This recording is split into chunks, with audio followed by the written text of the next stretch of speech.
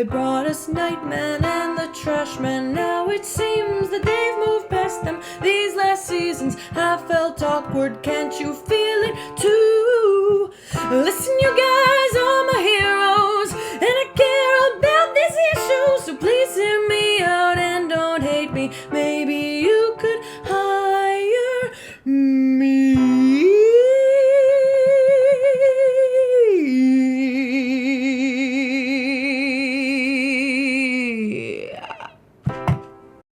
Hello, welcome back. It's Always Sunny in Philadelphia is the longest-running American live-action comedy series of all time. It was created in 2005 by somewhat struggling actor friends Rob McElhenney, Glenn Howerton, and Charlie Day, who shot their own pilot for a show about struggling actor friends called It's Always Sunny on TV, based on a song by the Take On Me guys. The sun always shines on TV. After shopping it around to a couple different networks, the character's occupation was changed from actors to bartenders, and the setting from California to McElhenney's hometown Philadelphia to make them more relatable to a general audience. And the name was adjusted ever so slightly to match. It's based on the Aha song. And that would have made a lot more sense if we were doing a show about... It's Always Sunny on TV is a good title. It is. Yes. Yeah, It's Always Sunny in Philadelphia. It makes no sense. No, it's We not. just changed the It's a words hot out. mess. Yeah, we just changed No, the it names. lost But its it's- entire meaning. Yes. The show was picked up by FX, and Always Sunny was born. I first started watching Always Sunny in high school, but it's one of those comfort shows that I can just throw on at any point and never get bored of.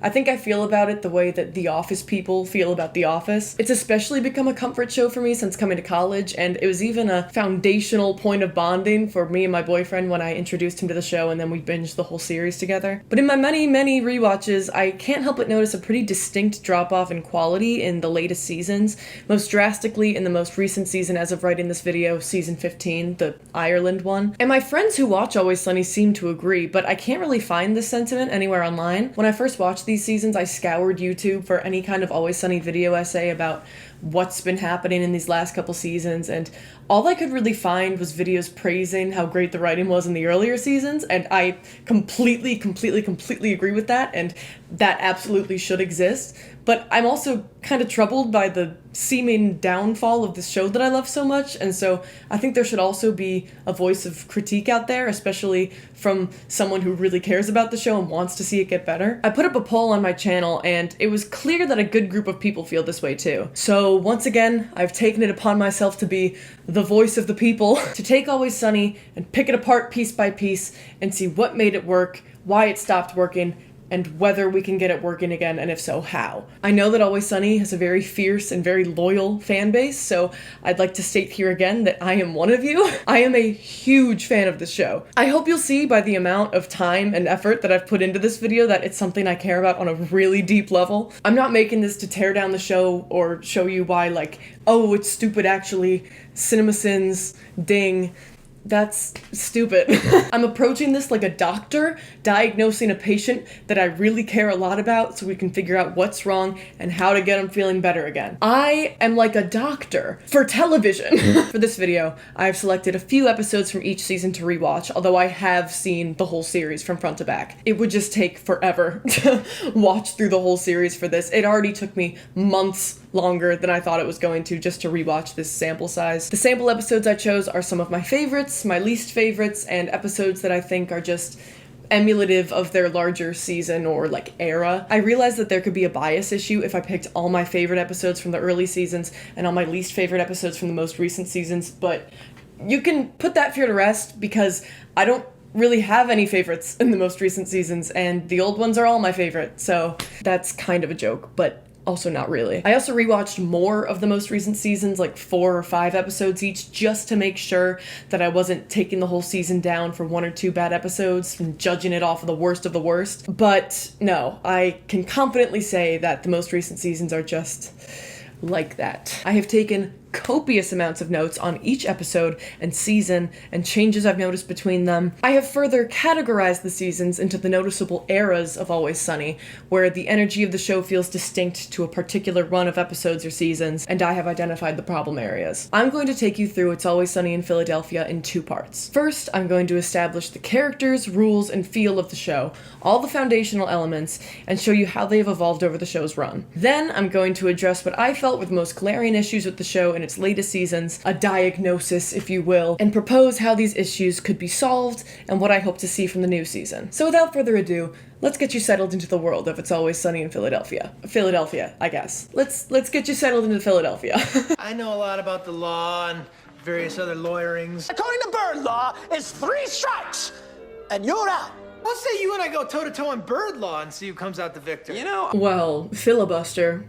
So, I saw this promotional picture of Dee drinking a PBR on Twitter, and I'm also a PBR girly, so, you know, cheers to that. The task of settling you into the world and characters of a sitcom that has been running for this long, especially if you have no previous experience with the show, it's a pretty daunting one. Over the seasons, the characters and feel of the show have changed, as with any show. I would love to just start at the beginning and describe the characters as they first appear in season 1, but we immediately run into the issue that not only have they not really fully found the characters yet, but all the characters aren't even there yet. But I think the season 1 versions of these characters show us a lot about what was intended for this show, and each following season shows changes and trends in how these characters' traits are emphasized or diminished. So to talk about what made Sunny what it is now, to show you what has happened to these characters and to the feel of the show, I can't really just give you a flat list of traits for each character. I kind of have to start from the beginning and take you through to the end. Now, this being the longest running American sitcom, there is a lot of ground to cover. I suspect this video is going to be really long anyway, but to simplify this process just slightly,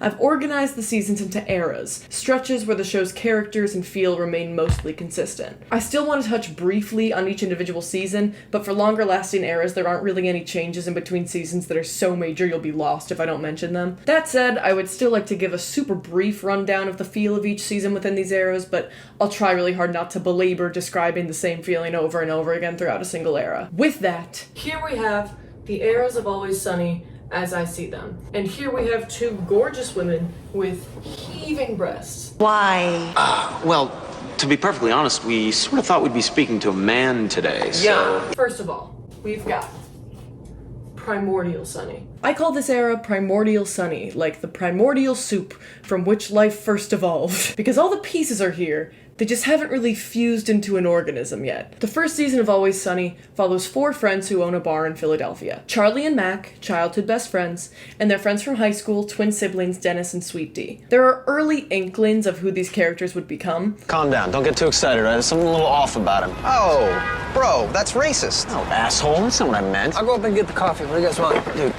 sit down, okay? Wait till the waitress comes out here and then you can stare at her. I wasn't gonna stare at her. I was just You weren't gonna... gonna stare. You wasn't gonna stare at her. Charlie is childish, jumpy, a little dumb, and has a crush on the local coffee shop waitress. Dennis is a vain womanizer. Mac has big ideas and says what he thinks must be said, even if it makes him an asshole. Why do these people like you guys so much? well, dude, it's not that they like us, it's that they don't like you. Because you're an asshole. Dee in season 1 is much more of a constant straight man, far different from who she becomes later on. I don't want to hear about your dreams, okay? I hate listening to people's dreams. It's like flipping through a stack of photographs. If I'm not in any of them and nobody's having sex, I don't care. Oh, I'm sorry. I would listen to your dreams, you know, because you're my brother. I'm and I sorry. love you and... Sorry. You may notice that each of these main male characters have almost exclusively negative defining traits. This is actually on purpose and points to the main thesis of the show. The original idea Rob McElhenney had for the self-filmed pilot was essentially to make the anti-sitcom, a show based around characters who are all objectively horrible people. See, most sitcoms present their characters as likable, relatable, someone you could meet walking down the street, but over time as the show progresses, characters tend to lean into just 1 or 2 of their defining traits and become more outlandish. This process is sometimes referred to as Flanderization, named after Ned Flanders of The Simpsons, who starts out as Homer's yuppie neighbor who is kind, a bit religious, and effortlessly better than Homer at everything, and turns into a fanatical religious zealot whose only defining trait is his religiosity. Always Sunny saw this trend of relatable characters becoming more unlikable over time, and subverted it by intentionally making their characters jerks. The best title. Yeah, it was And we like- didn't go with the best one. No. No, you can make the argument. We went with the worst one. I The, know. the only one I remember is Jerks, but Yeah. what else possibly could we have come up with? I don't know. Jerks would have been better, I think. Jerks was way up there, I remember. And I don't remember why didn't we go with Jerks? Do we feel like it was too Too cute? reductive, too cute? It's a little more subtle in season 1. These are absolutely people you could meet walking down the street. Rude people, uneducated people, but people. They've known each other for a long time. They have close friendships with each other. I like what we're all doing. I like this guy. This is insane. I love that little man. They're bigoted, but not in a way that feels malicious. This is bullshit, absolute bullshit. Why do these people like you more than they like me? Oh, whoa, well, maybe it's comments like that. I meant those people in there, not all black people. What am I supposed to say in that situation? You should say something different. You should figure something else out. You should not and be go so with that. judgmental, huh? They're just misguided and don't care to change their worldview because that would be inconvenient for them. They're just self-absorbed idiots. So the conflict of the show in season 1 comes from placing these characters in the center of social and political issues that they are either completely unequipped to deal with or that they see some way of exploiting for personal gain. Purely fiscal decision. Oh, bullshit. I don't care about the money, you just like the attention. What the hell is that supposed to mean? Handsome. Hey, beautiful. Hey, sexy. Hey, Hoss. I just get along really well with those guys. You get along right? They're vibing. No, you're leading them on. You're not gay, you're just really, really vain. Boys are out tonight, huh?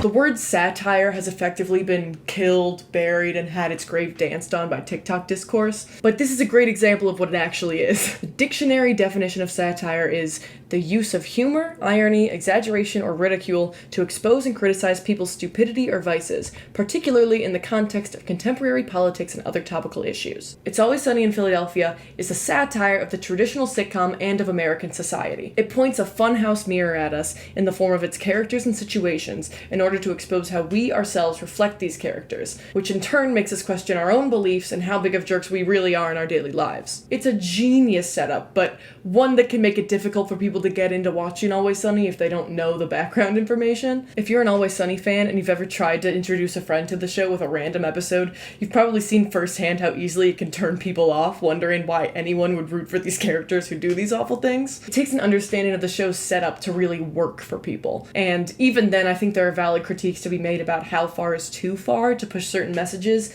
even within a satire, but that will come up more later. It's just kind of a good thing to keep in the back of your head for this whole video. The plotlines in season 1 are especially issue-based, tackling topics like racism, guns, and abortion. I think it's really interesting that not only are these topics still relevant, but I'm not really sure the discourse on them has budged much since 2005 when these episodes were made. I mean, I wish I could go back in time and do the right thing, you know? Like, be there for him? No, get her an abortion. Charlie's right, though. I mean, he should have at least had a say in the matter. Well, it's her body, it's her decision. No, I'm sorry. It's not just her decision. The man should get a vote. Okay, well, ultimately, it's her choice. It's not just her choice. It's nobody's choice. It should be left up to God. Are you joking? They're somehow both topical and timeless, and they're very plot heavy. The episodes I analyzed for this video, The Gang Gets Racist, Underage Drinking a National Concern, and Gun Fever all end with some kind of plot twist. Shoot him! What? Shoot him! Shoot it in his face! Shoot! Did you get him? I'm shot! Charlie? Oh my god! Oh my God! Turn on the circuit breaker! Turn on the circuit breaker! Did you shoot me, Dennis? No, Why did you shoot me? The characters aren't really strong enough yet to stand on their own, so the larger focus is on the situations they're in, as opposed to later on in the series where the characters are so well defined that the whole episode can just be them going to a water park for a day and it's still entertaining. Overall, season 1 does a great job laying the groundwork for what the show would become, but there's something missing. I think the characters were maybe too relatable, making it difficult for viewers to understand the satirical nature of the show, and just kind of finding it offensive or off-putting. It was almost too real, I think. FX also thought something was missing. The network wanted to attach a big star to the show to give it more credibility and a wider audience pull, and they found that star in Danny DeVito. The next era of Always Sunny. Transition number 1, The Big Bang. And just like that, the creation of life. In the episode, Charlie gets crippled. Charlie randomly gets run over by Dennis and Dee's dad, Frank, played by Danny DeVito. Dennis! Oh, Jesus! Frank is a wealthy businessman who wants to give away his uppity lifestyle to live freely in squalor and debauchery. Last night was one of the greatest nights of my whole life. I used to live like this. In squalor and filth, always trying to get over on people, scamming my way through situations. Oh, wow. I want to live like you again, Charlie. I want to be pathetic and desperate and ugly and hopeless. I really can't overstate Frank's importance to the gang and to the development of this show as a whole. Introducing a new character into the main group necessitates character-driven conflict, which pushes every character into further development. Frank's character is so ridiculous and intrusive to the other characters that the frenetic energy of their reactions immediately soars through the roof. There's this one scene where Dennis and Dee are talking to Frank about their mom, and it just feels like Sunny has arrived in full force. Why would you just come sneaking around the bar in the middle of the night? You don't snoop and sneak and appear in front of cars and start yelling names? No. I had something very important to tell you. Oh, really? What could be so important? Couldn't just wait till the morning? There's nothing more important than the fact that we just hit our friend with a car, Dad. Oh, yeah? Try this on for size. Your mother's dead. What? Oh, my God. No, she's not dead. We're getting divorced, though. Why? What? Why? With Frank's endless payroll, the gang can quickly become much more conniving and take more agency in plotting their own schemes to make money for the bar or otherwise serve their own interests. This is shady, Frank. I like this kind of stuff. But you will be handsomely rewarded if you just keep your hands off this money. Right. So what's the vig? The vig? Yeah, man. Like, you know, what's the vig on this action here? This is much closer to what fans of the show know Sunny as. These 5 people planning and pulling off increasingly absurd and selfish schemes, exploiting any social or political issue they have to along the way. Charlie, you got a lot of balls stealing my money. This shows leadership. I am promoting you to management.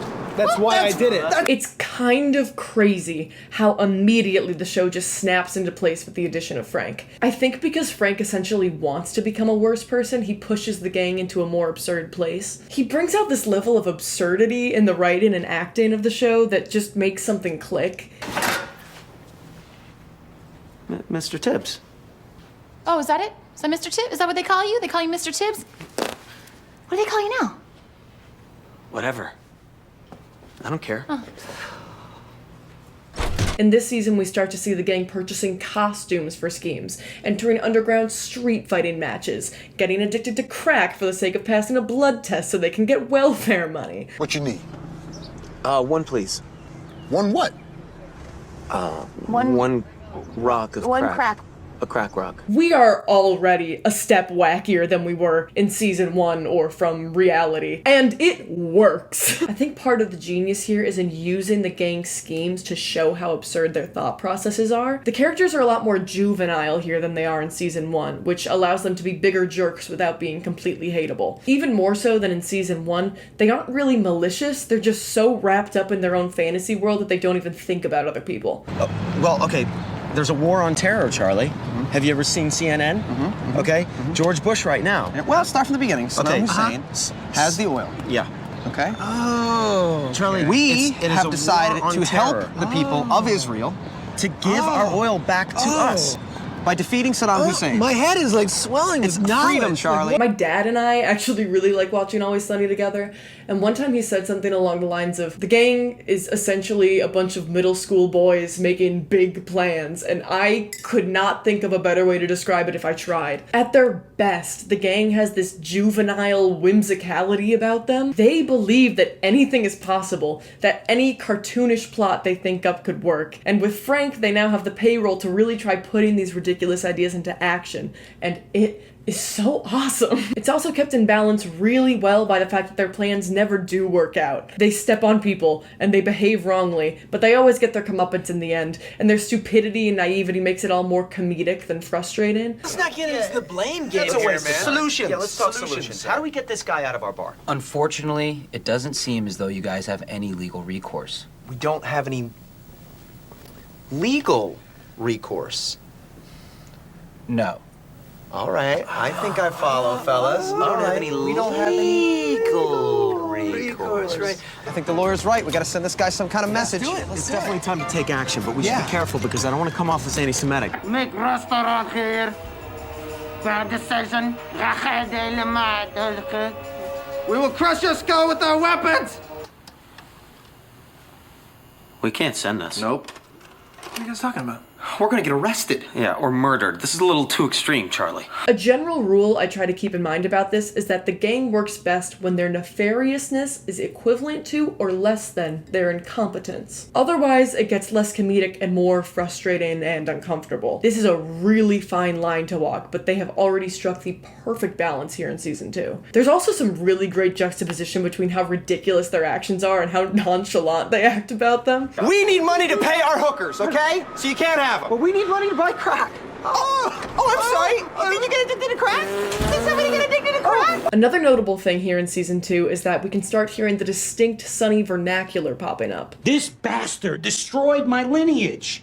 He must be smashed. Let's all recognize that this is a little awkward situation between friends at the welfare store. That's not very hard. That's some weak-ass Buster shit, bro. What happened? We bashed him good! We bashed him so good! It's hard to really describe the Sunny vernacular beyond I know it when I see it, but I think overall it comes down to the characters being so much more specific and therefore saying things in a more specific way. It wouldn't be that funny if Mac and Charlie said they kicked a guy's ass, because any character could say that, but when they said that they bashed him up good, it's comedy gold, and it's Sunny. It's specific, it's silly, it's weird, and it's unapologetic. Say that you love me, 'cause I already know. We find out in Dennis and Dee Get a New Dad that Frank actually isn't their father because their mom cheated on him, which I think was a great choice. By the show, not like by the character. I've made too many jokes on this channel already about supporting women's rights and wrongs, and I think I need to be careful that people don't think I'm like pro-women cheating. Anyways, the character of Frank is basically meant to be the lowest of the low, and there's only so low he could really sink while still believably being Dennis and Dee's dad, without things getting really weird and uncomfortable. However, we also find out that Charlie never knew his father, and there's a chance Frank could be his dad. Frank! How do you guys know each other? This is my date. Whoa, wait a second. I thought you were going on a date with a woman you had a one-night stand with 30 years ago. Yeah? Wait, so if you guys had a one-night stand 30 years ago, and I don't know who my father... You could be my...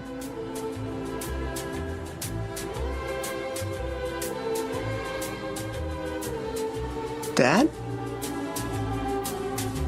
Again, the absurdity here is implemented perfectly. The ambiguity gives Frank and Charlie's budding friendship another level to explore while not really requiring Frank to be a fatherly figure to the gang. He can just be their friend. Charlie's paternity becomes something of a series-long mystery and recurring bit until season 15. We'll get there. Next we've got the Golden Age. With Frank as an official member of the gang, we officially enter the Golden Age of Sunny. Season 3 feels similar to Season 2 with that same distinct plot heaviness. A lot of the episodes feel like adventures, with the city of Philadelphia itself playing a bigger role as almost a character. You want to buy a junkyard dog. You want the most vicious one really you have. nasty dog. Really nasty dog. We don't have no dog. We got a cat around here somewhere. Cat?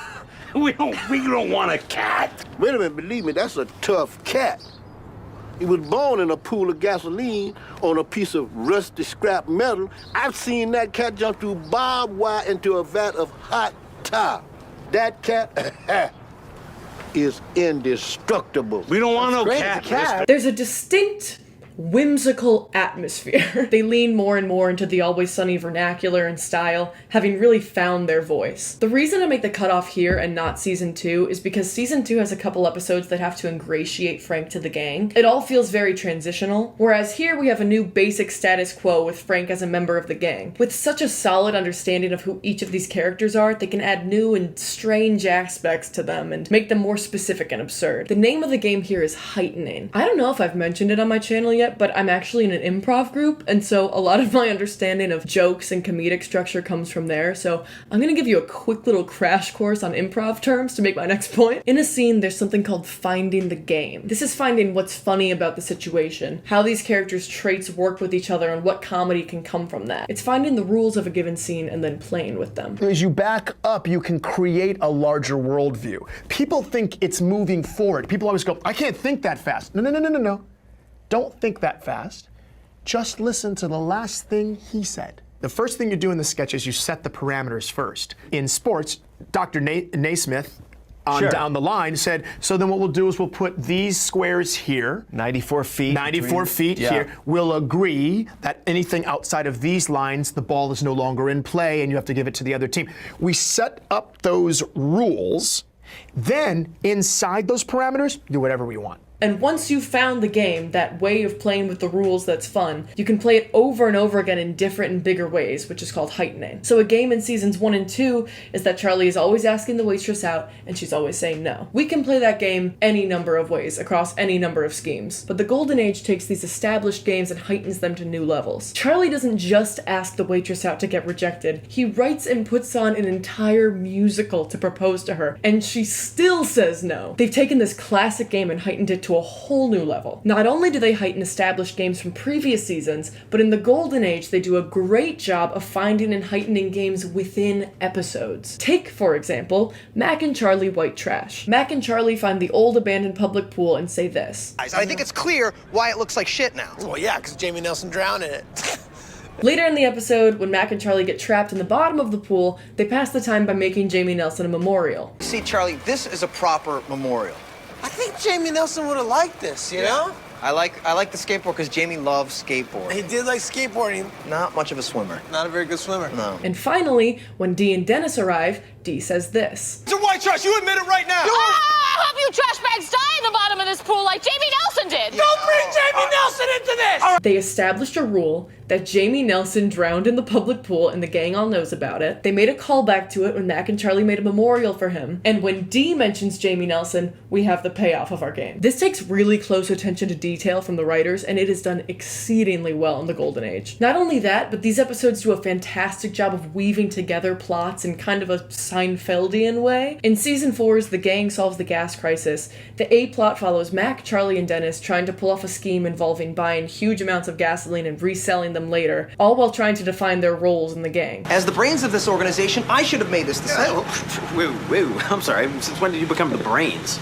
I'm sorry. I've always been the brains. What? What are you talking about? I thought I was the brains. What the hell am I? You're the looks. Well, yeah, of course I'm the looks, but I always thought of myself as the brains and the looks. No, you're the looks. I'm the brains. Charlie's wild card. That's Oh! That's awesome! Yeah! Plan is simple, okay? Is it? Yes. We go to a bank, we talk to a loan officer. We get a hefty loan to buy a bunch of gasoline. We take that gasoline, we store it in the basement, we wait a few months. When the gas prices skyrocket, we sell it, make a huge profit. In the B plot, Frank and Dee go undercover to investigate Dennis and Dee's biological father, who's planning on donating large amounts of the family's money. Bruce Mathis is about to give away all of Mom's money. What are you talking about? In 2 days, some Muslim cultural center is about to get a giant check made out of our cash, and we gotta get that back. Listen, this Jamoke is giving our money to terrorists, and we gotta prove it. But Frank and Dee have the wrong address, and Frank tinted the van's windows way too much, so they end up at a stranger's house and accidentally ram into his car. What do you see? I can't see shit. Why would you tint the inside of the windows? That's Bruce. This guy? That's the guy. Walk in there. Walk in there. Start the car. Are you sure? Let's follow him. I'm gonna take some pictures. The gas pedal's stuck. Well, wobble it. Wobble it? Yeah, wobble it back and forth. Wheel it, wheel it. All right. That's it. Now hit it. This becomes a game when Mac, Charlie, and Dennis steal Frank's van so they can carry more barrels of gasoline at once, and also hit the same guy's car. Just make sure you just wait. Oh, Oh, I think we burned him. Really? Ow! Easy, Ow! Easy, Jesus camper. Christ! Go, Matt, go.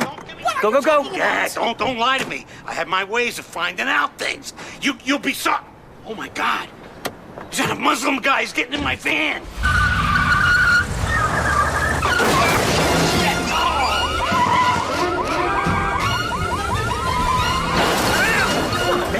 Dude, seriously? Finally, the gang realizes that they can only work at full effect when they have the whole group involved and morph their plans into one. The reason that shit hasn't been working out for us is because we are not working with our full crew. I'm the brains, you're the looks, Charlie's the wild card, and Frank is the muscle. Well, what's Dee? She's the useless chick. Oh! Yeah! Now, Frank, when we get back to the bar, you waterboard the shit out of Bruce and get a confession. No problem. Now, Dennis, you take that confession to the police, use your charm and good looks, and get that reward money. Done and done. Okay, Dee, you continue to be useless. Charlie and I will use that reward money to pay off our electricity bill. Then we'll probably buy some more gasoline, because I feel like that's a great plan. That is until... Wait, sorry. gas so. pedal. No, I'm saying, no, the brakes. Guys, why aren't the brakes working? Because I cut the brakes! Wild card, bitches!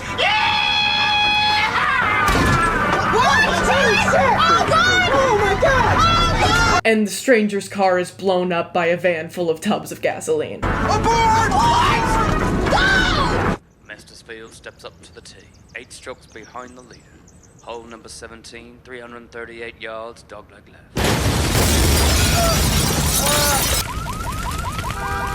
Oh, God damn it! What the hell, man? This is extremely intricate plot structuring, and it's pulled off so flawlessly I could cry. This is usually the episode I use to introduce people to the show that have never seen it, because it really showcases this strength Sunny has of bringing everything together in such a satisfying and hilarious way. The golden age of Sunny also heightens its character's traits. Not only is Charlie a little dumb, he's actually illiterate. Whoa, wait a minute, you put the bar up as a prize? No, check again. I put the bar into the pride section, the things that you're proud of. Section? It's a Z, Charlie. Prize. Did you read that goddamn thing? I gave it a once over. Your illiteracy has screwed us again, Your illiteracy Charlie. is That doesn't screwing make us, any man. sense. But he's a piano prodigy because something about the keys just makes sense to him. He doesn't just have a crush on the waitress, he actively stalks her, but he can't see what's wrong with this because he genuinely thinks he's doing it for true love, like a Disney character or something. I want to draw the distinction here between heightening and flanderization because I think they can be deceptively similar. Flanderization would see Charlie becoming a secret mastermind that flawlessly manipulates the waitress into loving him, completely dropping his other traits of being naive and a little dumb just to lean into his obsession with the waitress. Or it would see him being so unbelievably dumb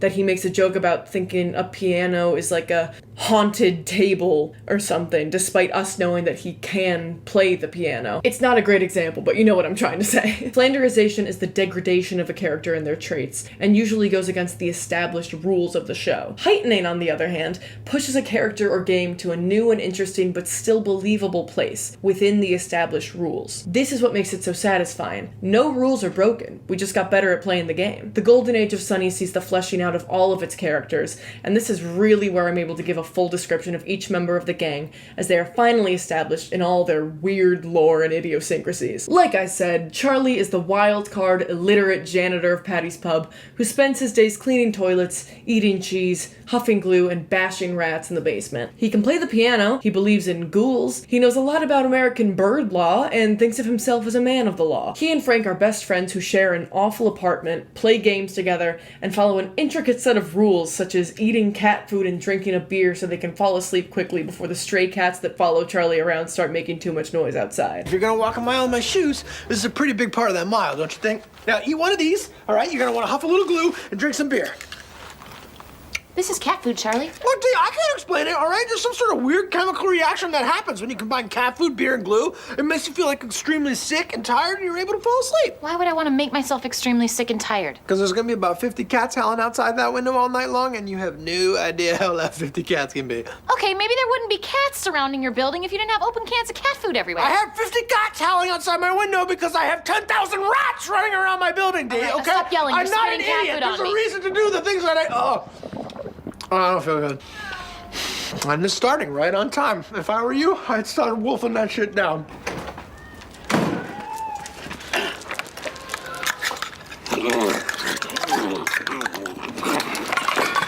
Frank almost always has a gun on him. He runs numerous shell corporations, he used to own a sweatshop in Vietnam, and he grooms himself with a toe knife that he uses to scrape the gunk out from under his toenails, and he and Charlie keep plenty of trash around their apartment, so if Frank cuts himself by accident, he can plug up the hole with trash. Botched toe. I botched that one. Oh, that's a botched job. That's bleeding. I need some trash to plug up the cut. He's also a big fan of banging whores. One of the things I like doing most is banging whores. Dennis is sex-obsessed and vain. He always wears a little bit of foundation or mascara, and he drives a Range Rover, which is an amphibious, exploring vehicle. He thinks of himself as a cool guy, but his projected, chill, laid-back persona comes in conflict with his extreme, neurotic perfectionism and ancient, godlike rage that is constantly bubbling just under the surface. The whole purpose of buying the boat in the first place was to get the ladies nice and tipsy topside so we can take them to a nice, comfortable place below deck and, you know, they can't refuse because of the implication. Okay. You had me go in there for the first part. The second half kind of threw me. Well, dude, think about it. She's out in the middle of nowhere with some dude she barely knows. You know, she looks around her. What does she see? Nothing but open ocean. There's nowhere for me to run. What am I gonna do? Say no? Okay, that seems really dark. No, it's not dark. You're misunderstanding me, bro. I think I am. Yeah, you are. Because if the girl said no, then the answer obviously is no. No. But the thing is she's not gonna say no. She would never say no because of the implication.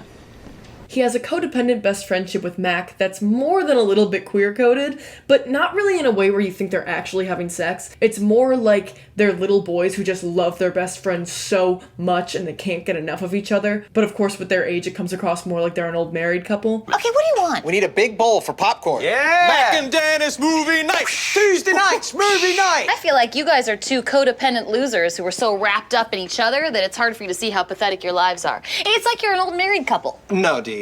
We're more like a dynamic duo. So you don't think that two 30-year-old men who spend every waking moment together is a little bit pathetic? Well, we don't spend every waking moment together. What are you, crazy? You're right, I'm sorry. When's the last time you went more than an hour without seeing each other? All the time. Every day. Okay. Yeah. Without checking in? That's... He always checks in with me. He likes to have me check in. Mac is a Catholic, a self-proclaimed badass, a kung fu enthusiast who claims he can do sweet backflips but never does. Stride, stride, stride, stride, execute. Okay. I think I see what the problem is, though. This move is intended for a backflip. And what I need to do is a front flip. Now, if you needed a backflip, I'd be up that wall in a second, bro. No, you just wouldn't. Yeah. You just would not because you don't know how to do a backflip. He thinks of himself as the sheriff of Patty's. He used to sell weed in high school, and he and Charlie were bullied together and would go to the bathroom to huff glue together. He likes to call people jabronis, and he films home movies of himself performing stunts that he's titled Project Badass. Dee is a failed actress. She's extremely insecure and needs validation from everyone else around her. The whole gang makes fun of her all the time, usually calling her a bird. I was gonna hold the bowl. Dennis was gonna stand next to me and make snide comments. Oh, yeah, that's right. You look like a bird. She thinks of herself as the comedienne of the group, always zinging one-liners that are so poorly timed that no one laughs. She wore a back brace in high school that earned her the nickname the Aluminum Monster, and anytime she gets on stage or is near a guy she likes, she gets so nervous that she starts gagging. Howdy, howdy, howdy. How's everybody doing tonight? So you guys, what's the deal with those hands-free headsets that everybody's wearing in their ears, right?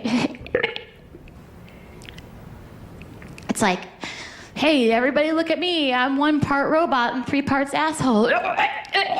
As you can see, the Golden Age establishes so many rules, traits, and bits of lore for these characters. There is so much to work with and build on. The Golden Age feels really full because of this. There's just so much to work with that they never run out of new material, and they're constantly discovering new, fun heights and the connections between these characters. Take this scene, for example. Charlie tries to show the others a song he wrote called Nightman, with lyrics that leave the others feeling disturbed enough to kick him from the band completely. 5, 6, 7, 8. Nightman, sneaky and mean, spider inside my dreams. I think I love you. You make me wanna cry. You make me wanna die. I love you. I love you. I love you. I love you. I love you, Nightman. Every night you come into my room and pin me down with your strong arms and pin me down, and I try to fight you. You come inside me. Whoa, whoa, whoa, whoa. But when Dennis tries to take his place as frontman, Mac and Frank boot him for his 80s glam rock vibes. 5, 6, 7, 8.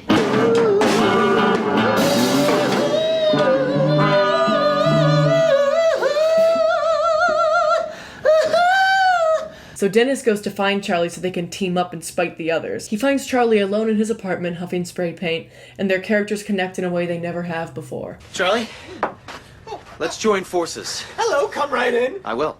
What happened to your band? Kick me out. Well, it hurts, doesn't it? What's with the curtains? I'm living in a world of darkness. Right. Let's get some light in here. What is going on up here? I never know, man. Daylight. Yeah, I like that.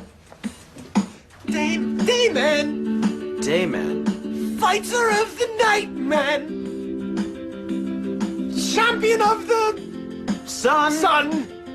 You're a master of karate And friendship for everyone. A dayman. That's it. Dayman. Oh. Fighter of the night, man. Oh, champion of the sun. You're a master of karate and friendship for everyone. Dayman, Dayman. Nice, we'll get the... Fighter of the night, man. Champion of the sun. Doesn't the joy of this scene just speak for itself? We take what we know about these characters, Dennis's image obsession and vanity, Charlie's whimsicality and piano skill, and make a new connection. And we, as viewers, delight in this discovery. And the door is open for new games involving Dennis and Charlie's love for performance. And we get to see this heightened in The Nightman Cometh when the whole gang participates in Charlie's musical and takes it extremely seriously. You have defeated the evil that was here. Naturally, for I am the Dayman. You once were a boy and now you are a man, and I am in love with you. That's right. And now I am in love with you. Dayman. Ah, fighter of the night, man. Ah, champion of the sun. Ah, you're a master of karate and friendship for everyone. Dayman. Fighter of the night, man.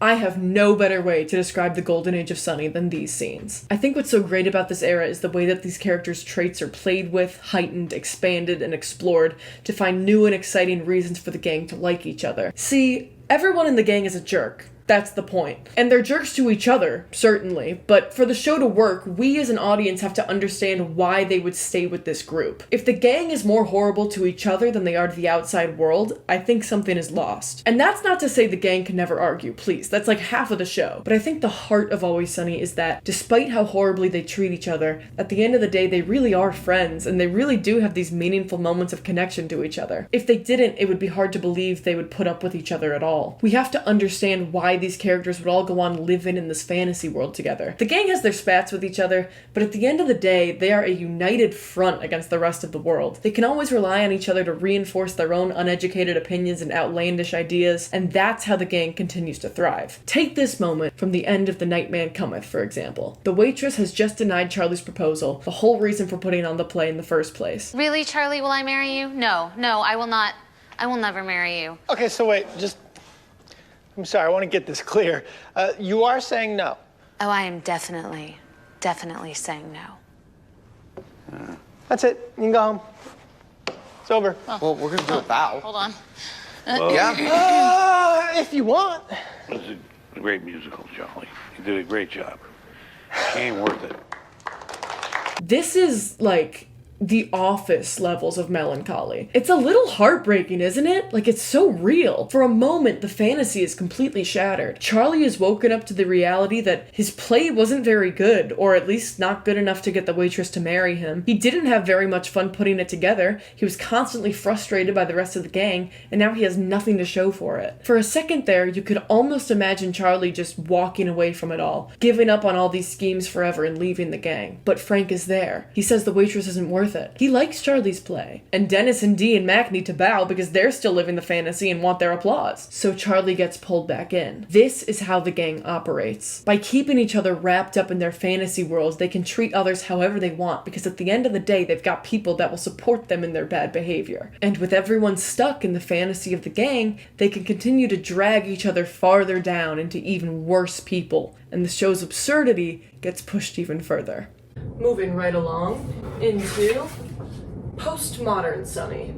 So I have kind of a working theory that every sitcom can actually be sorted into these exact eras. This all started for me because I noticed a tendency in myself to like sitcoms best when they were a little bit past their most popular era, when they have so much lore established that they just start getting a little more self-referential, a little more absurdist. The creators feel established enough to take some risks and experiment a little more, and it pays off. It's like the whole show reaches terminal velocity. For some examples, I would say The Office Fun Run episode and Threat Level Midnight are prime postmodern Office. And 30 Rock, another of my all-time favorite shows, doesn't even really hit its stride till they hit their postmodern era in like seasons 4 and 5 and start pulling shit like this. As hard as it is to believe, given our apparent ages, this is my son. My son is currently studying at a local pizza academy. Really? Which one?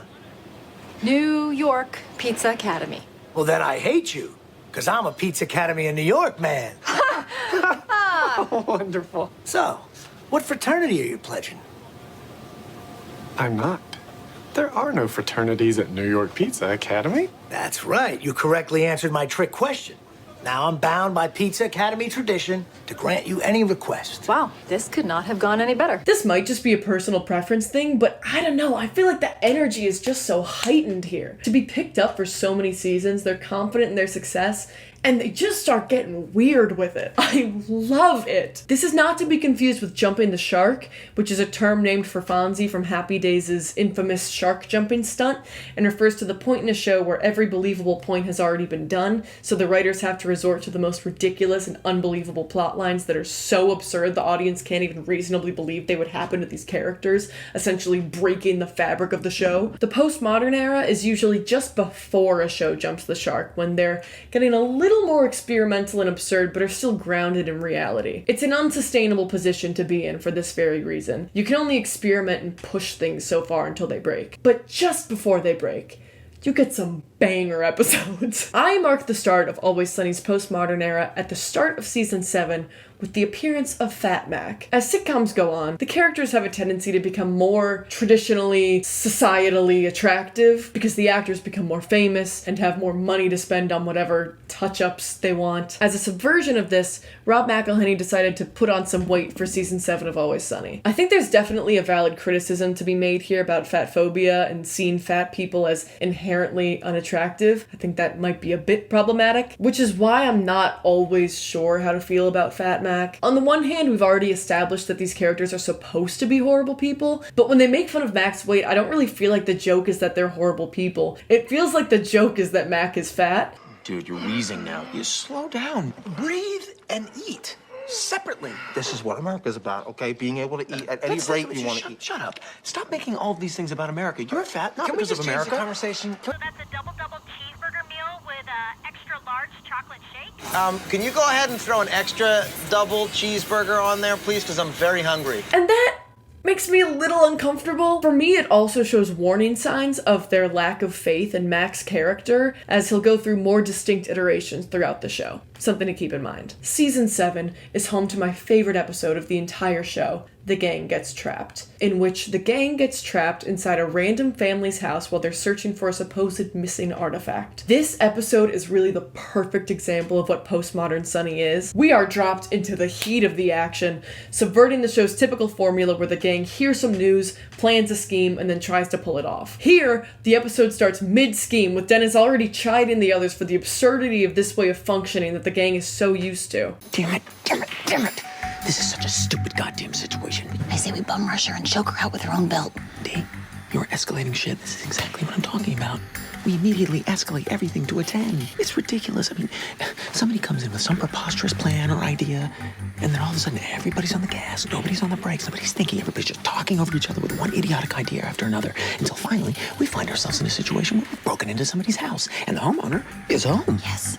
I'm sick of it, Dee. Okay. We can't do this anymore. Okay. We've got to examine our process. This is meta-commentary. The show is commenting on its own structure and formula and pointing out how ridiculous it would be for real people to actually live like this, which is characteristic of the postmodern era. Coming out of the golden age, we have so much to work with and so much history between these characters, and the show's self-awareness finds comedy in recognizing this history and allowing its characters to think critically about their own formulaic lives. Another prime example of this meta-commentary in the postmodern era is in The Gang Misses the Boat, an episode that's structured entirely around the gang recognizing their own weirdness and how much they've changed since season 1. I mean, by the way, all of us have become so goddamn weird. I think we're just hitting our stride. Oh, you think we're hitting our stride, Frank? Yeah. Really? Because Dee's in a goddamn costume every other day. As a matter of fact, we all are. I think we have more costumes in the bar than we do kegs. But to return to my favorite episode, The Gang Gets Trapped, because honestly, I could talk about it forever. Remember how I talked about the Jamie Nelson game in Mac and Charlie White Trash? Well,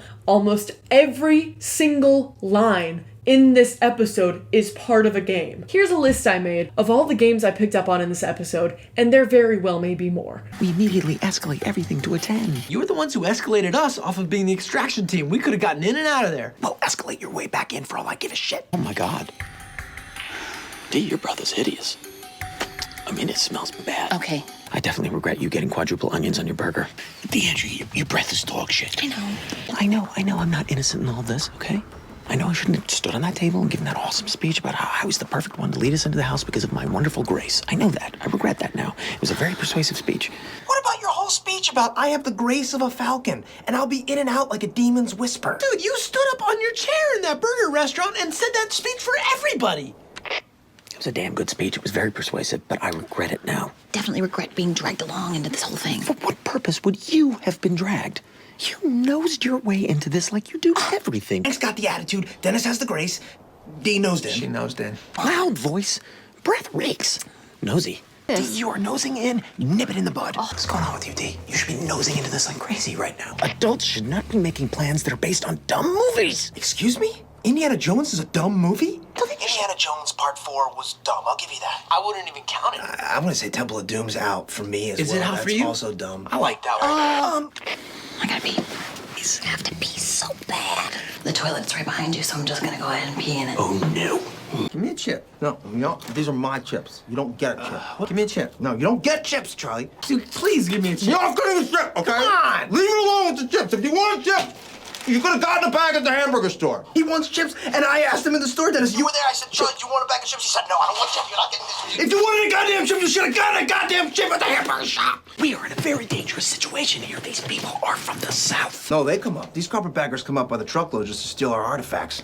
These Southerners, they probably pray for a home invasion every single day. They can't wait to get their hands on home invaders so they can blast them with shotguns and do God knows what to them, Frank. You gangly, uncoordinated bitch. I am not getting hogtied over your lack of grace. Sitting here waiting for the Southerners to tie us up to horses and then have them run in opposite directions. This is hard to do. In my opinion, Sunny is never more on top of its comedic game than it is in its postmodern era. All the characters are so well defined, they're just out in full force, and it is so fun to watch. Season 8 sees Mac back in his typical look, but with an uptick in gay jokes. I mentioned before that Dennis and Mac's close friendship is more than a little bit queer-coded, but in more of a juvenile, obsessed with their best friend way than in a literal sexual sense. But in the postmodern era, as they begin to push every aspect of these characters to the limit, this aspect of their relationship gets heightened to the point where the whole gang was apparently always thinking Mac might be gay. But I realize I've been lying to myself over the past few years, and I'm done lying, okay? And I found someone who's gonna allow me to be me. Okay, Oh, good. good. Great, finally. Let's do That this. all makes sense. Let's get this We're over with. ready. Let's talk about this. Yeah. Yes.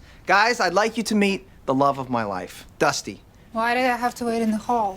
Oh, I was doing a thing for my friends. No. Dusty's a man. Where's Dusty? I know we've never said this as a group, but Max What, gay. Max gay? yeah, Max gay. He's Yeah, gay. yeah. Hey. There have definitely been jokes about this before, like in season 3's Mac is a serial killer, where Mac dates a transgender woman named Carmen, and the gang questions his sexuality, which of course is a whole can of worms we don't really have time to open right now. Trans women are women, let's push past it. But in The Gang Recycles Their Trash, there's a joke about Mac straight up trying to kiss Dennis. The boys are back in town. The boys are back in The town. boys are back in town.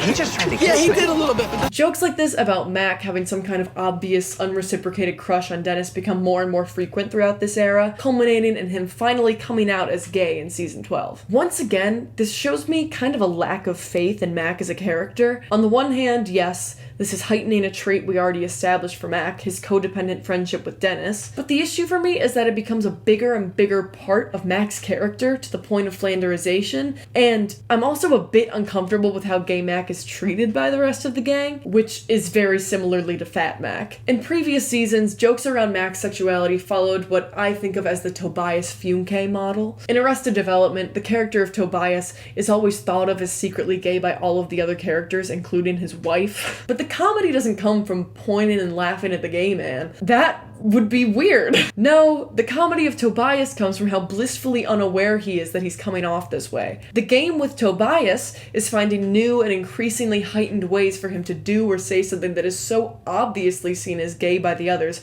with just enough plausible deniability to make it an accident. Do you have an audition yet? Oh, no, I'm not in the group yet. No, I'm afraid I just blew myself. I'll be your wingman. Even if it means me taking a chubby, I will suck it up. Why don't you let me ask her for you? Oh, Michael, you really are quite the Cupid, aren't you? I tell you, you can zing your arrow into my buttocks anytime.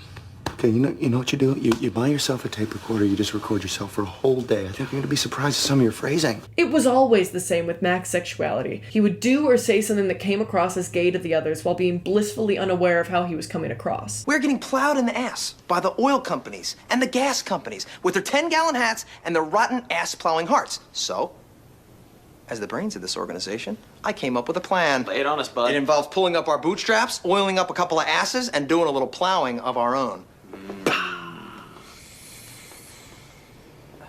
Not gay sex. Oh, okay, because that's what it sounded like. Mac's obsession with kung fu and bodybuilding, the importance he places on masculinity and machismo, to the point of watching action films just to critique the male actors' physiques. Plus Transporter 2? We haven't seen Transporter 1, which means we'll be completely lost.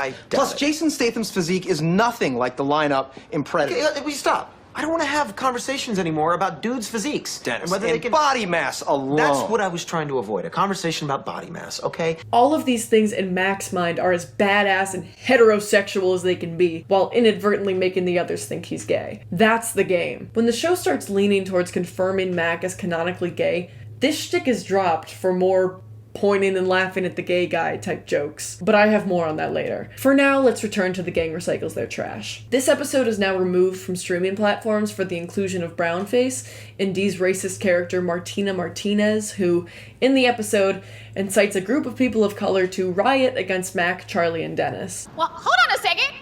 What's happening over here? Oh my God! The white upper class man have no respect for us. They're dumping their trash in our neighborhoods. They're welcome into a violent frenzy. Is it us? Yep. Get in, go.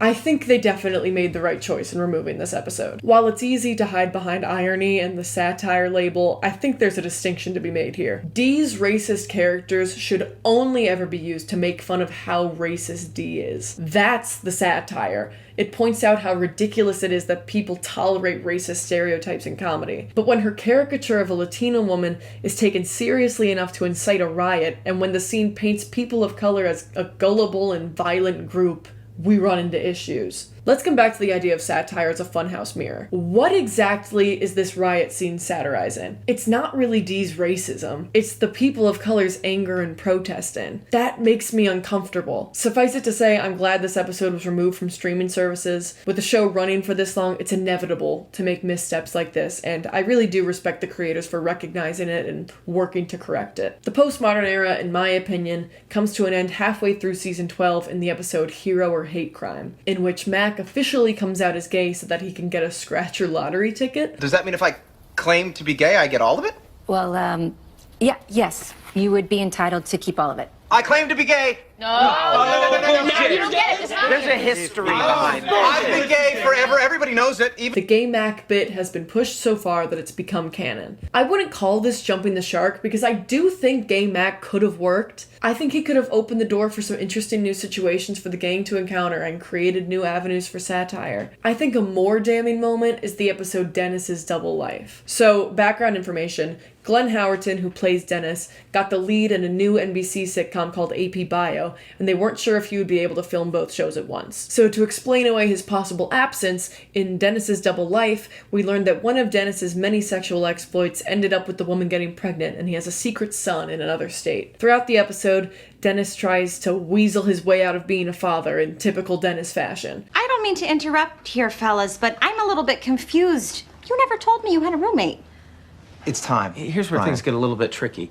There's really no easy way to say this, but Mac and I aren't just friends. He's actually my partner. Yes, well, we do make love. We don't actually make love. He's the power bottom. Now, he generates a tremendous amount of power from the bottom. I don't. Don't sell yourself short. No, He does. it's not that I... Only to have a change of heart and decide to leave Patty's Pub to go be a dad. Hey, buddy. Goodbye, and you know, you be good to your mom, and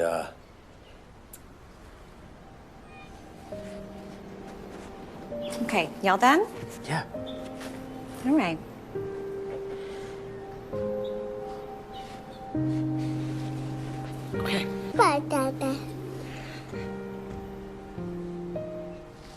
Bye. I can't do this. What are you talking about, bud? Plan works.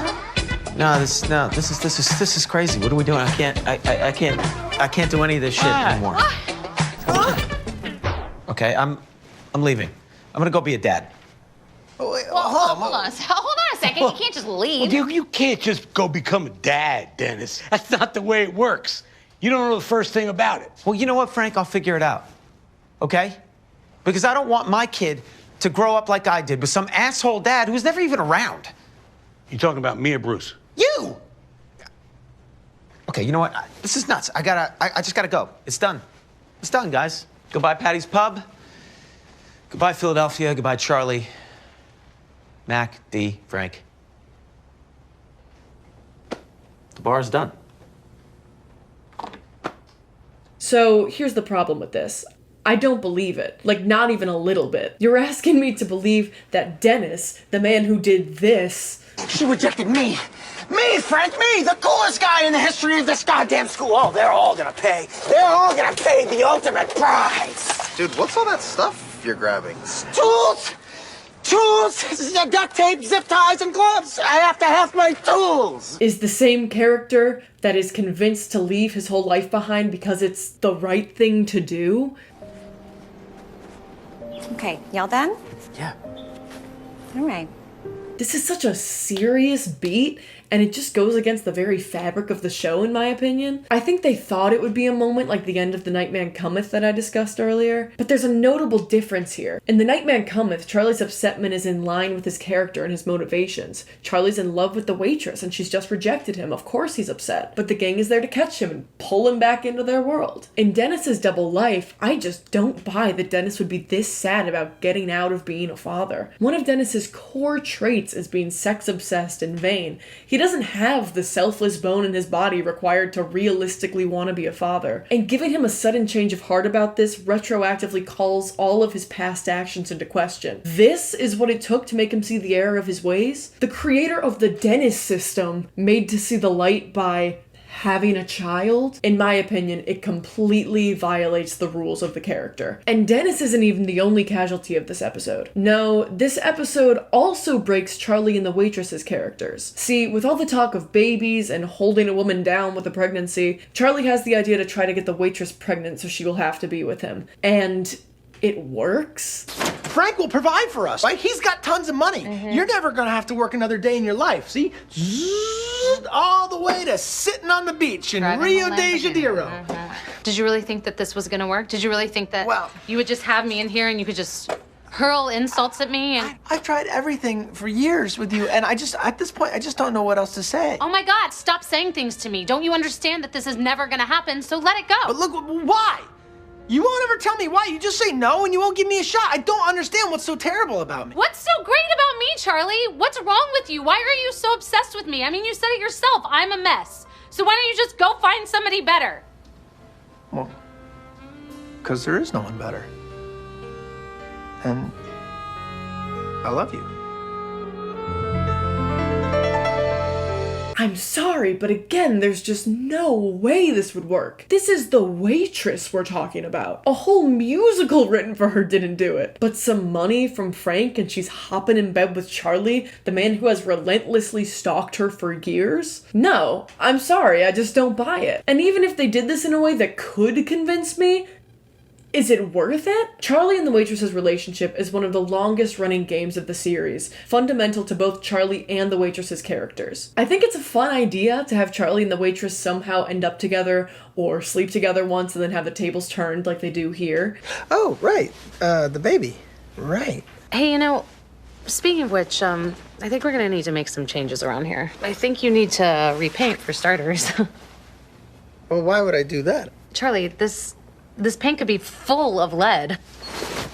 Are you serious? I can't carry a baby around lead paint. Oh, wow. Oh, thank you so much. When this baby comes out, though, Frank's gonna need to find us a nicer place to live.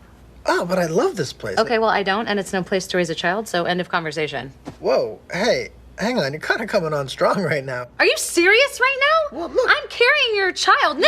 Carrying my... The waitress is totally, like, moving into my apartment. I can't take it. I'm gonna need to hide out here for a few days. No, hard no. Get out. It's like, I didn't think about the whole, like, having a baby thing, you know? It's like one thing to trap a person with a baby, but then when you actually have a baby, then you become trapped. What baby thing? What are you talking about? And plus, it's totally turning her into, like, a different person. She's, like, acting like a real bitch now. She's always been a bitch. Well, now who's being a bitch? Although I actually don't really believe that Charlie would so quickly be turned off by her after stalking her for so long and being through so much of her rejection, but whatever. The point is, I think this is actually an interesting direction, but nothing can come after it. Charlie and the waitress are different now. There's nowhere their story can really go. They've backed themselves into a corner. Not only that, but there's no way the gang could have functioned without Dennis. First of all, if anyone can be pulled out of the fantasy of the gang's lifestyle, the show is broken. There's no longer any believing that these characters can or would choose to live like this forever if this is all it takes to suddenly pull them out of it. The show ends if they do this. Secondly, Dennis has effectively become the gang's malevolent leader over the course of the show. All right, what is this? What are you doing?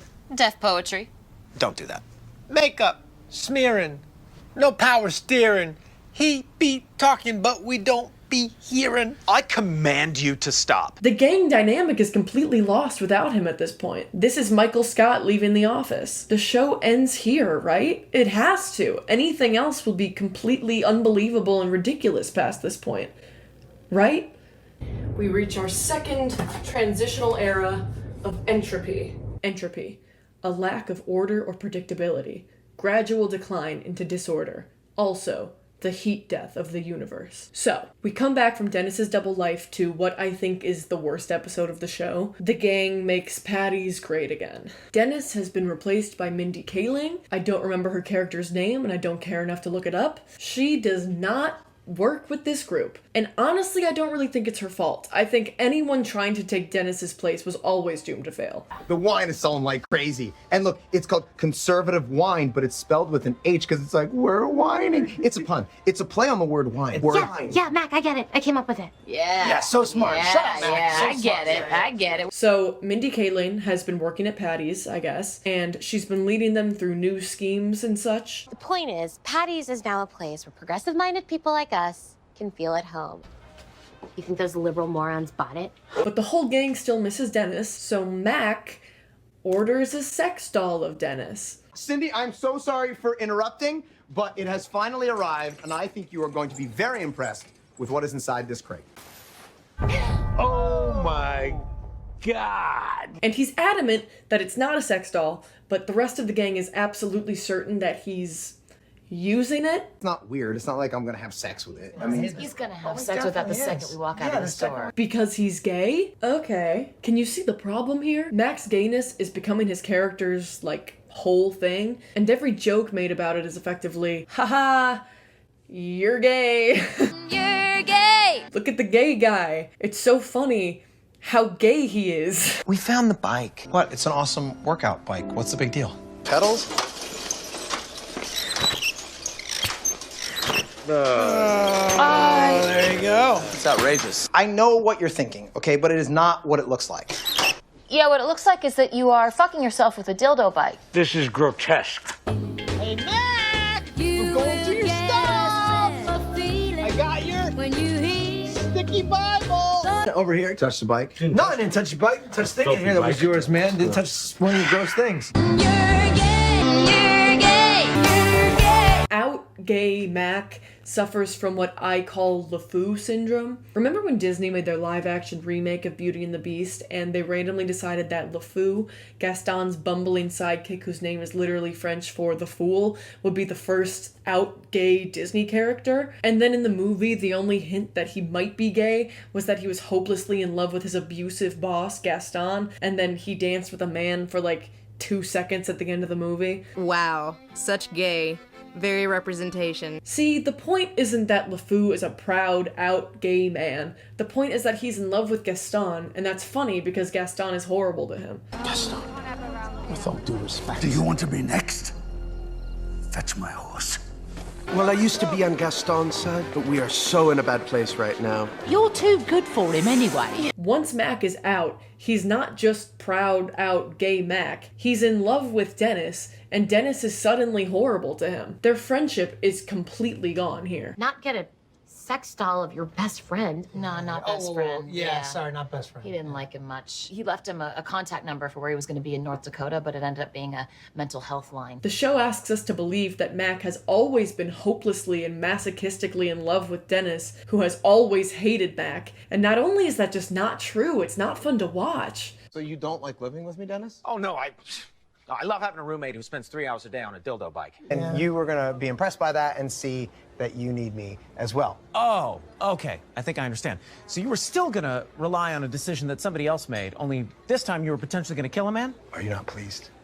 No. Now, does everybody know what they're supposed to do? Yes, Dennis, I know exactly what you told us to do. I've memorized it. I know where to be and when to be at all times. Okay, good, yeah.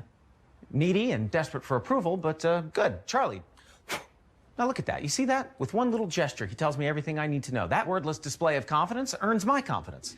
Don't. I did it already. You're so desperate. It's cruel, it feels needlessly mean-spirited, and it feels like it's punching down. The entire show in this era feels a lot more mean-spirited and not in a satirical, these are horrible people way. A really prime example of this is the 2-part episode Charlie's Home Alone. The gang leaves to go see the Eagles play in the Super Bowl and Charlie accidentally gets left behind, but not before a really weird interaction with the waitress that I just hate. Charlie. What? Here, eat this asparagus. No, I can't eat that right now. That's not right. It's not part of my rituals. Okay, do you know what's not right? Is that we're trying to start a family and you're not taking it very seriously. Why is she holding a handful of asparagus? It's never brought up again. It's not explained. Is the joke that she's holding a handful of asparagus? That sucks. I'm sorry, it does. Also, I'm sorry, why is this the group of people they're going to see the Super Bowl with? I've skipped over the recurring side characters thus far because they remain pretty much the same, but for reference, this is Charlie's creepy uncle, Dee's ex-high school crush Bill Ponderosa, who's also sponsored in AA by Frank, Rickety Cricket, the gang's mutual friend who used to be a priest before they basically ruined his life, Dee's ex-boyfriend Ben the Soldier, and a male model named Rex that's made a few sporadic appearances. I get that for Charlie to get left behind there has to be a lot of people around to cause confusion, but this is just such a random combination. Where's Artemis, Frank's recurring fling and the show's best character? Party alert at 2 o'clock, here they come and come in. Let me do the talking. What's up, ladies? Not much, just enjoying the view. Name's Artemis. I have a bleached asshole. DeAndre, you got any bacon bits? We like to put them in Artemis's hair, and they rain down on me when we bang. I feel like a Cobb salad. It's amazing. Maybe I'm just bitter because I fucking love Artemis. You're on in 5. Oh, whoa, good. Artemis, what are you doing here? She's working the soundboard, okay? Relax. I'm gonna go get high before the show. Okay. Well, don't get like a bad high. idea.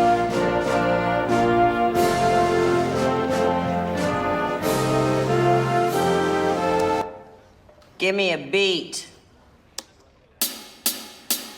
Where is our girl? Where is she at? So the rose quartz is a healing gemstone, as well as the lapis lazuli, and the goddess stone is for putting up your snatch. Artemis for Empress of the World. Anyway, the gang leaves Charlie behind, and we get a montage of him doing a Home Alone parody, finally setting traps around the bar when he thinks he hears robbers outside. I made my friends disappear.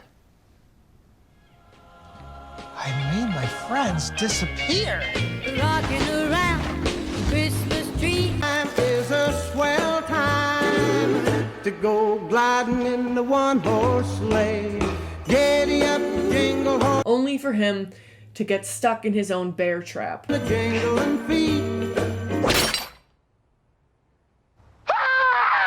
Throughout the rest of the episode, trigger warning, Charlie eats a live rat, throws up rat chunks, drinks his own piss, knocks himself out with a paint can to the head, and, once he gets free, sticks his leg back into the bear trap because of a superstition that changing anything about his current situation will somehow make the Eagles lose. Oh, shit, I gotta get the TV on. Ah!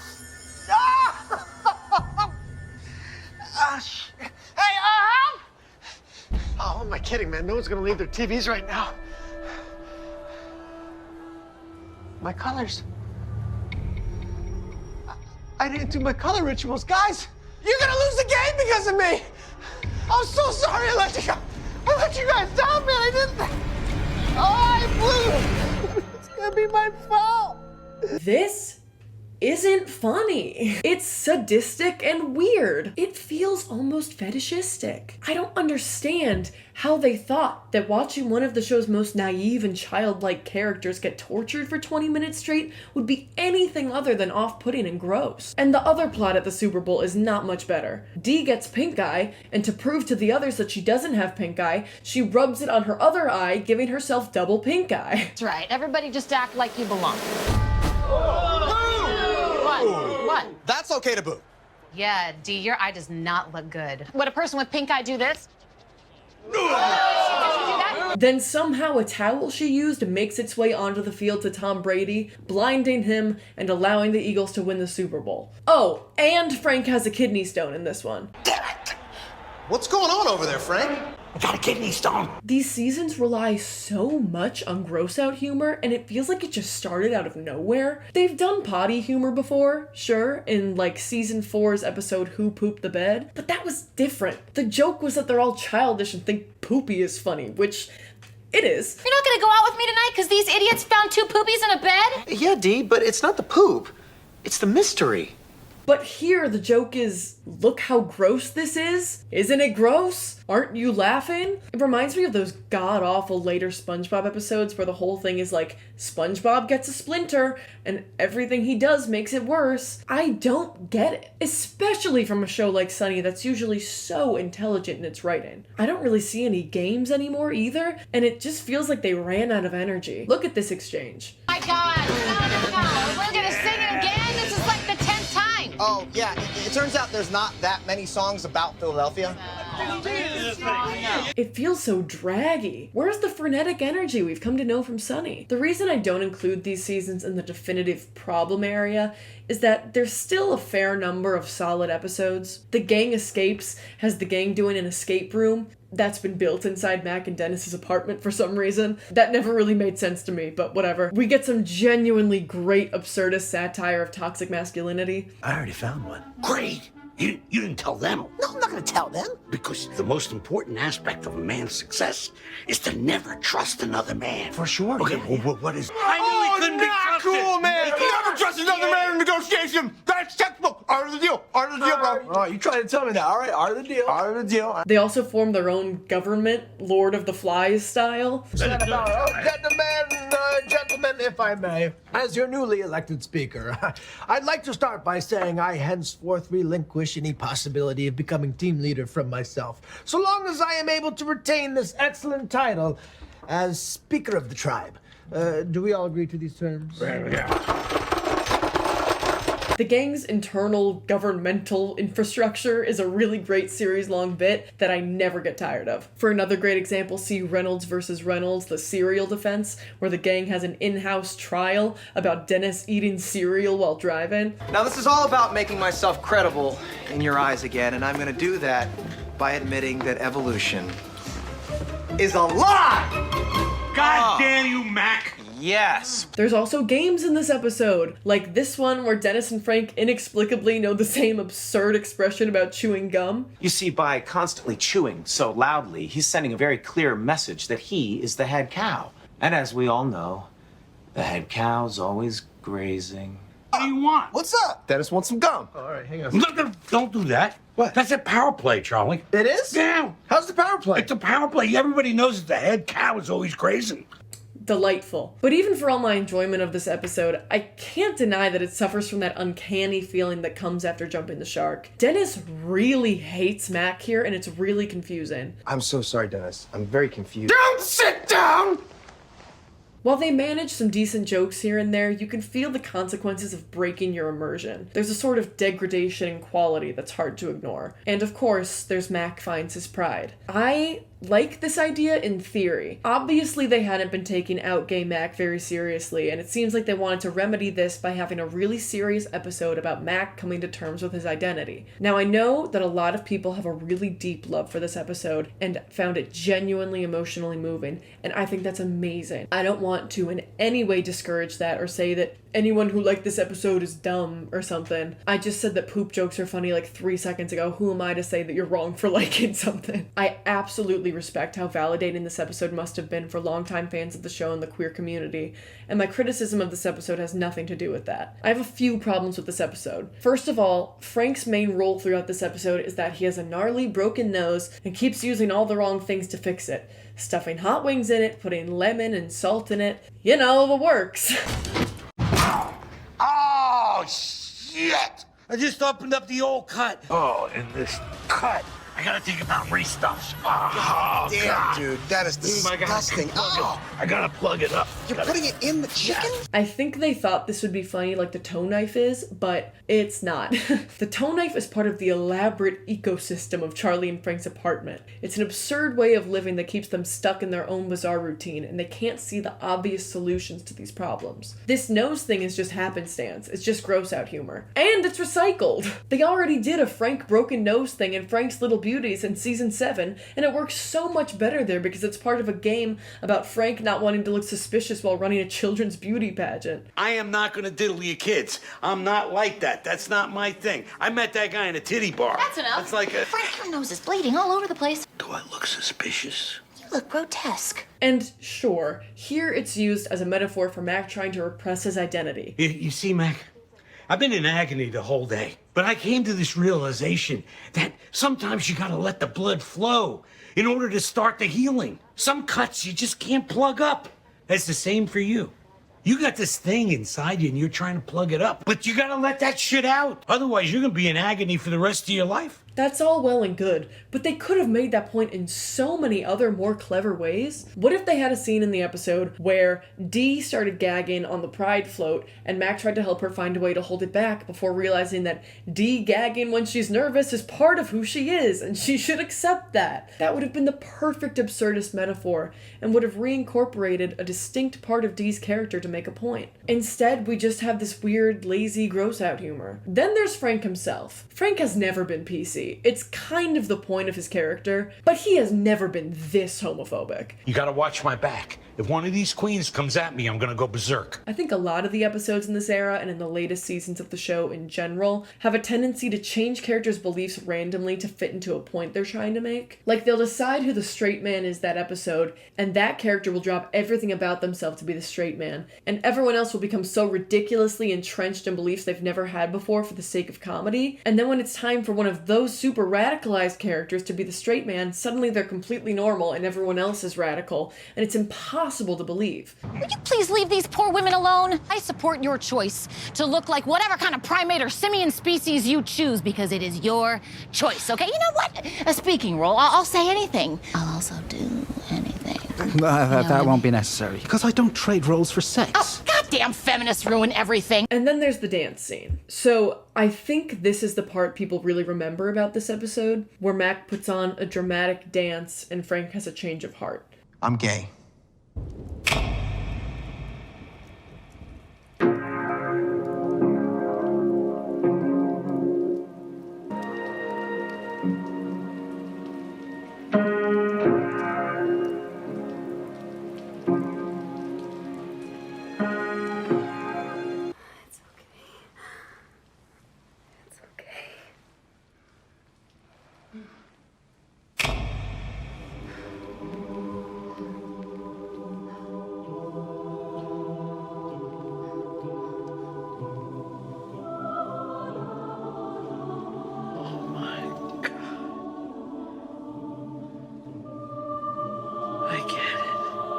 Again, I can see what they're trying to do here, and I think it could have worked if it had been more Mac. Well, also with the tones of what the episode was saying, we knew it couldn't be a joke like a typical Sunny episode, right? There's plenty of jokes leading up to it. But like once you got to this, it couldn't be one of our like, oh, it's kind of funny because he's doing it half bad. Like it's all or nothing, right? You're either going to nail that or you can't have that be the end of the episode. Yeah.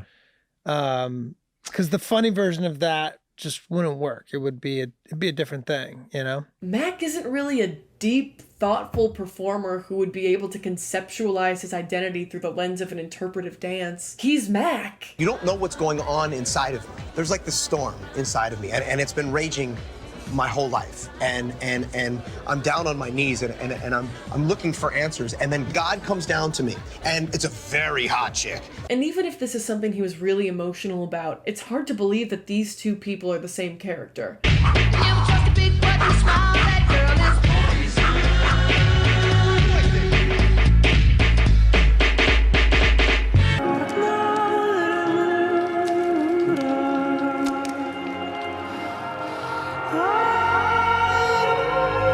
And the way the stage disappears and they somehow make it rain in this prison's theater and the camera quality changes. I mean, I don't mean to nitpick. I'm not like a hyper realist or anything. It just feels like it breaks something in the show. I don't feel like I'm watching Mac try to explain his identity as a gay man through interpretive dance. I feel like I'm watching Rob McElhenney with his shirt off. I just wanted to do the unveiling first, if that's cool. The unveiling of what? Bam! All right, what's up? What's going on? Oh, well, I got into really good shape. And similar to Dennis's change of heart and Dennis's double life, I don't buy that this is what makes Frank have a change of heart, especially after he's been Millie Bobby Brown this whole episode. Is that meme still relevant, or did we decide it's bad to bully a child?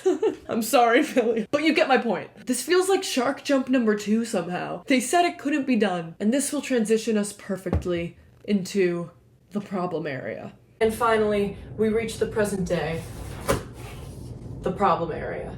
There is one episode in this whole era that I enjoy watching, and it's The Janitor Mops Twice, a film noir parody written by Megan Gans, who fans may know from her role on the Always Sunny podcast. And her husband and their 2 kids who are very cute, 1 and 2. Our kids are named 1 and 2? Yeah. Oh, wow. It's one of those That's newfangled. simplifies it. But in reverse order, where the older one is named 2, and We'll mix it like up. because they knew they were going to have another one. Oh, that's so cool. Yeah. This episode is a brilliant pastiche of the noir genre, and it incorporates classic games and tropes of these characters that we haven't seen in a long time. And I was still in the dark.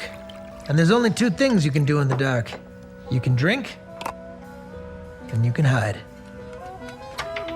This is the first really smart feeling episode in I don't know how long. I think what I like best about it is that it's completely unapologetic. It refuses to explain itself. There's no framing device. There's no reason the episode is like this. It just is. I needed a day off. I needed a pretty girl with soft lips and a nursing degree. What I had was a mop, a bucket, and a belly full of regret. So how does an honest man end up spilling his guts on a dive bar floor? Don't ask me, pal. I'm just the janitor. The episode is Always Sunny if it was a noir film.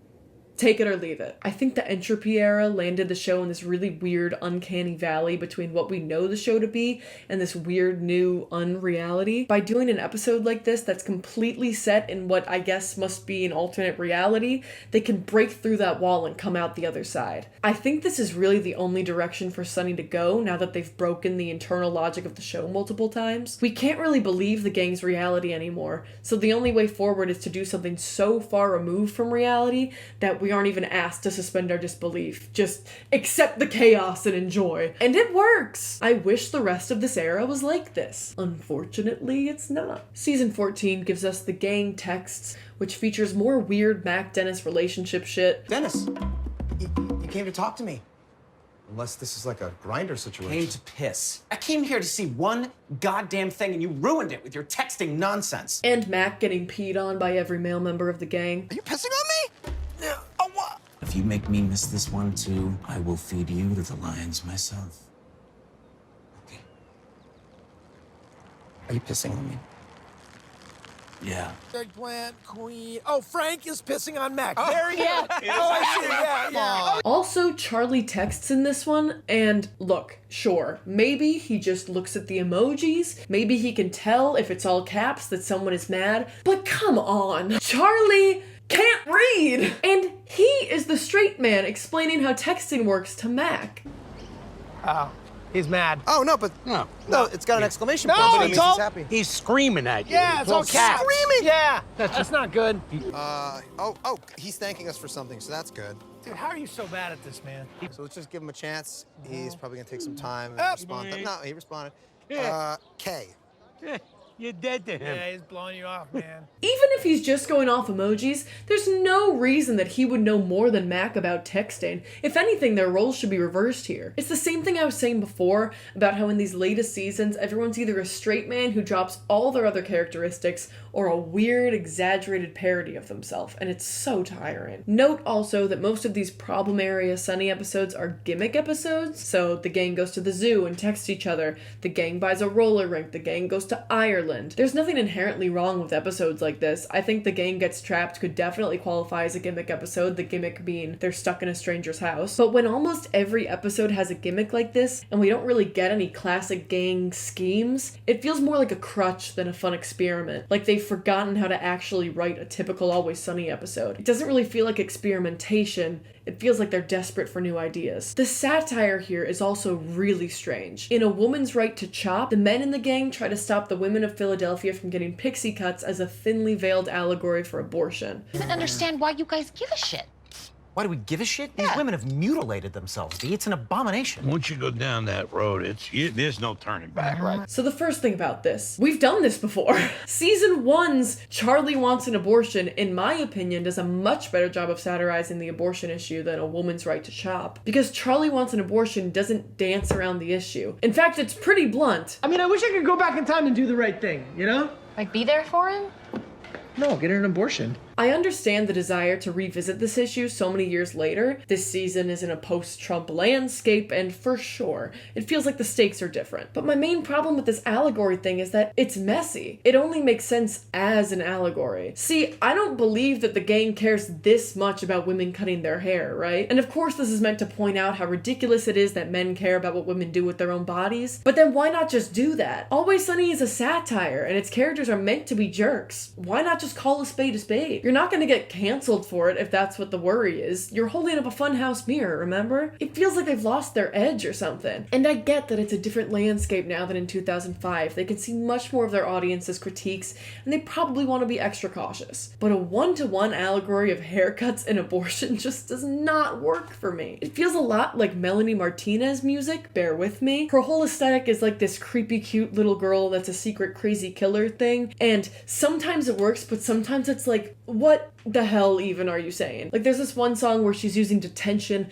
as a metaphor for pretending everything's okay in a relationship when it's not, and that's all well and good. But then the bridge is like, why am I in trouble? All I ever asked was to go to the bathroom. And it's like, did she literally ask her boyfriend to use the bathroom and he's literally mad at her for that? Or is the bathroom like a metaphor for something? What would that even be? Like an open relationship? I feel like a hall pass would be a better metaphor for that if we have to go with a school thing. I digress. A Woman's Right to Chop feels like this. Like, okay, hair is a child now, and the guys are mad because they don't want women to cut their hair because it makes them less attractive to them. That's traditionally a man's look. Women can't just adopt it, you know? I mean, look, it's one thing for like a 60-year-old art critic to do it, but I mean, these are young, sexually viable women making themselves no longer sexually attractive to me, and that upsets the natural balance of things. But does that really work with an abortion metaphor? You can't tell if someone's had an abortion or not by looking at them. And yeah, maybe it's more about general bodily autonomy, but later in the episode, there's this scene where Frank reveals he used to have a full head of hair before he cut it all off, and it got made into a toupee, and he goes and visits the guy that wears it. Look at this. That's me when I was young. I cut it all off. I needed the money, and I read an ad for a toupee company that said they would give good money for real hair. That's my old hair. He's given it a good home. He takes care of it. Probably better than I would have taken care of it myself. I come by time to check it out, see how it's doing. So, like, that's adoption, right? Frank put his hair up for adoption and likes to go check on it. The water just gets really murky when you try to use a metaphor like this, and unless your writing is really tight, it's really hard to pull off. I hate to drag Panic at the Disco back into this, but it's given Car Woman Drug a little bit.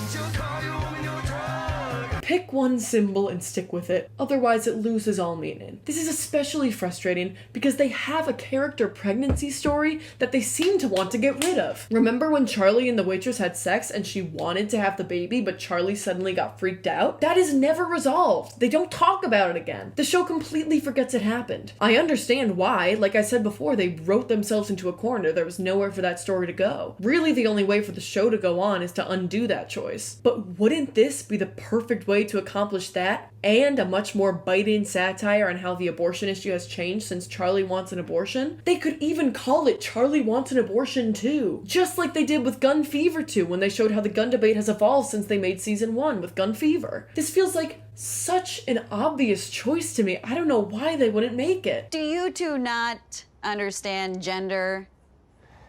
No, I mean, well, we don't really do gender at the bar anymore. Like gender's so like old school. I don't I'm identify. so sorry. The season 14 finale, Waiting for Big Mo, is just really strange. I've seen it a few times now and I still don't really know what to make of it. In this episode, the gang is playing laser tag, and once again, it's sort of a meta commentary allegory thing for how they feel about the show. They talk about how they have to guard their base so that Big Mo, the kid who's been rising on the leaderboard, doesn't take their spot. Kind of sick and tired of guarding the base. What if we go out there, run around? I want to go out there and have some fun, man. We gotta guard the base. That's what we always do, and that's what we figured out works a long time ago. Plus, we're waiting for Big Mo. Waiting for Big Mo, man. The hotshot kid and his crew that are climbing up the leaderboard. Yeah, he's gonna be gunning for our base, and we need to protect it. How long have you been playing laser tag? A long time. A long time, baby. Yeah. Some people might think that's sad, but that's not sad. I think it's awesome. I think the longer you're in the game, the better. You know what I mean? Yeah, no, definitely. Look, we're the best. We're awesome. But I'm done. I'm moving on. No. Most of the gang just wants to have fun, but Dennis tries to convince them that if they don't follow the same strategy they've always followed, they'll lose their place on top and it'll all be for nothing. This is a really interesting philosophical question, and I can tell it's something they were really thinking over a lot at the time they wrote this. It's not a funny episode, not at all, really. I don't think I laughed once, but it does give this really interesting insight into what the crew was thinking at this point in the show. And they basically come to the conclusion that if they're not having fun, it's not worth continuing at all. Because it all means nothing if you're not enjoying it. The dollar bills, you know, the reputation, the longevity, even the game itself. What the hell does it matter if you're not having fun? You know, if you're not having fun anymore, then screw it. So if something deep down inside you is telling you it's time to move on, then maybe that's what we should do. So that's it? That's it. Which leaves me with kind of a bitter, anxious feeling about how these last few seasons have been. They haven't been fun for us to watch, and from this episode, I have to believe that they must not have been very fun to make. So as the gang leaves the laser tag base, there's a feeling of release. Goodbye to the base we've held down for so long. I'm gonna miss it. But it's time to let Big Mo have it.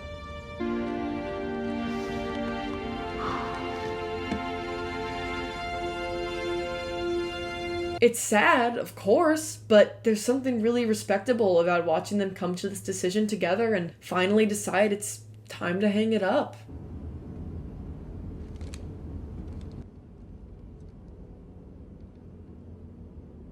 Hey, Big Mo. Oh, what, you thought we'd gone? You'd like that, wouldn't you? We ain't going anywhere. We're never leaving, you little piece of shit. Let him have it.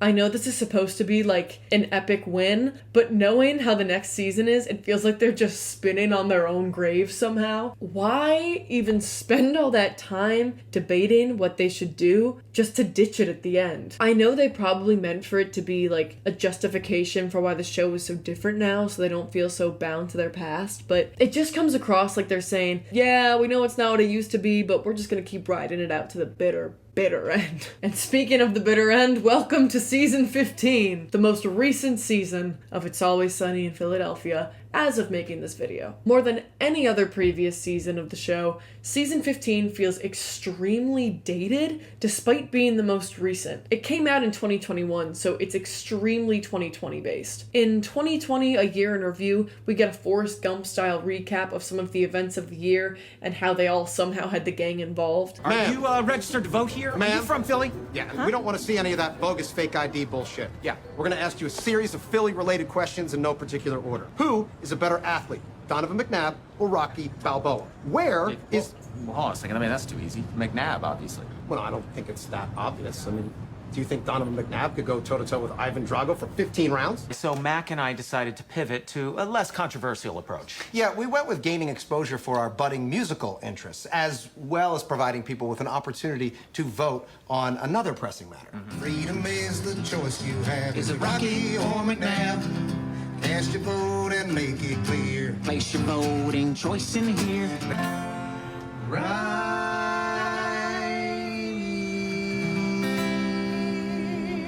Now, the labeling, in hindsight, was a bit obtuse and created a great deal of confusion. Straight. So you're saying that you might be partially responsible for the voting count delays in the presidential election? No, I'm saying we might have been entirely responsible. This episode is fun. It's definitely gimmicky, and I don't find it very funny, but it's clever, and I think it was a good way to acknowledge everything that happened in 2020. But it definitely feels attached to its time. Remember back in season 1, how I said the issues they tackled felt somehow topical and timeless all at once? Well, this season as a whole is certainly topical, but it's not timeless. Then there's The Gang Buys a Roller Rink, a prequel episode about how the gang came to own Patty's Pub when they thought they were buying a roller rink, only to find out they were really buying the bar around the corner. I have major beef with this episode. First of all, note that it's another gimmick. It's the roller rink episode and the prequel episode. In this episode, we see the gang's high school selves spending the night at a roller rink where Charlie works. Come through! Come through! All right, come on, let's go. Keep it clean. Watch it. Brianna, no more gum. Man, can't trust anybody. Yo, Matt!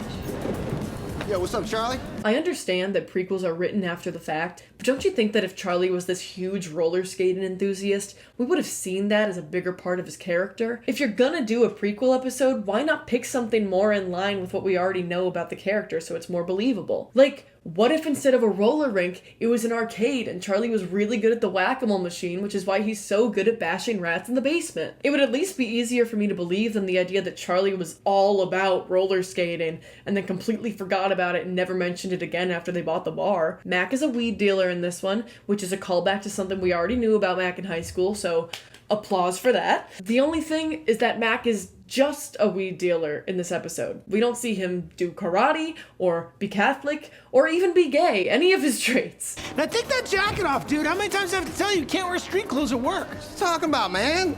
This jacket's fat as hell. And I gotta look fat, because I'm out there selling weed, and you gotta look fat if you're selling weed. Not only could they have had a lot of fun with bringing back, like, Golden Age Mac as his high school self, but I think there was a really missed opportunity here to have Mac have some kind of early realization about his sexuality. Maybe he has his first kiss with a boy at the roller rink, but has to brush it off to keep some kind of tough guy persona to sell weed. I don't know. I just think if you've got a character that has changed as much as Mac over the course of the series, a prequel episode would be the perfect opportunity to pull some of those threads together retroactively. Finally, probably the most egregious thing about this episode, in my opinion, is that Sweet Dee is actually a sweetheart. See, Mac, that's how you wear a jacket at work, you know? Dennis looks like Jerry Seinfeld. Oh, thanks, man. Yeah, that's kind of what I was going for, yeah. I don't like how mean they are to each other on that show. Aw, Sweet Dee, so pure of heart. Don't forget, positive energy. Positive energy. Positive. This is definitely a fun idea, but if you think about it for a second, it unravels pretty quickly. This episode asks us to believe that Dee was a super positive, sweet girl until she hits her head at the roller rink and suddenly becomes extremely rude. Oh,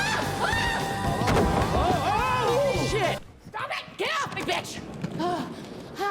Hey, sis, are you okay? You hit your head pretty hard there. Yeah, I'm fine, you small-haired cunt. But when we first meet Dee in season 1, she's not like this at all. Dee isn't even really like this now. She can be rude, certainly, but usually she's provoked into it because the gang is always ragging on her. Find a station. I'm trying. The antenna is probably broken static, dude. on this piece of shit car! You're a piece of shit car. Doesn't make any sense, Frank. He doesn't think I'm ugly. He's madly in love with me. Don't flatter yourself. I'm over you, sister. Since when? Since I found out you are a whore. Will you stop talking about this as nothing? Okay, well, maybe you're a whore, you stupid, ugly, homeless bitch. Dom banged your neck the other day. Hey, what's the matter? I've only just heard. Your belly's so fat, you make John Candy look like Laura Flynn Boyle. Snap. What? We've been on a snap joke kick about your pregnant body, but since you're not around, we decided to call you. I have another one. Damn it, you guys. I am a teacher now, okay? Don't ever call me here again. I don't have time for your shit, you dumbass dickbags. Wrong number.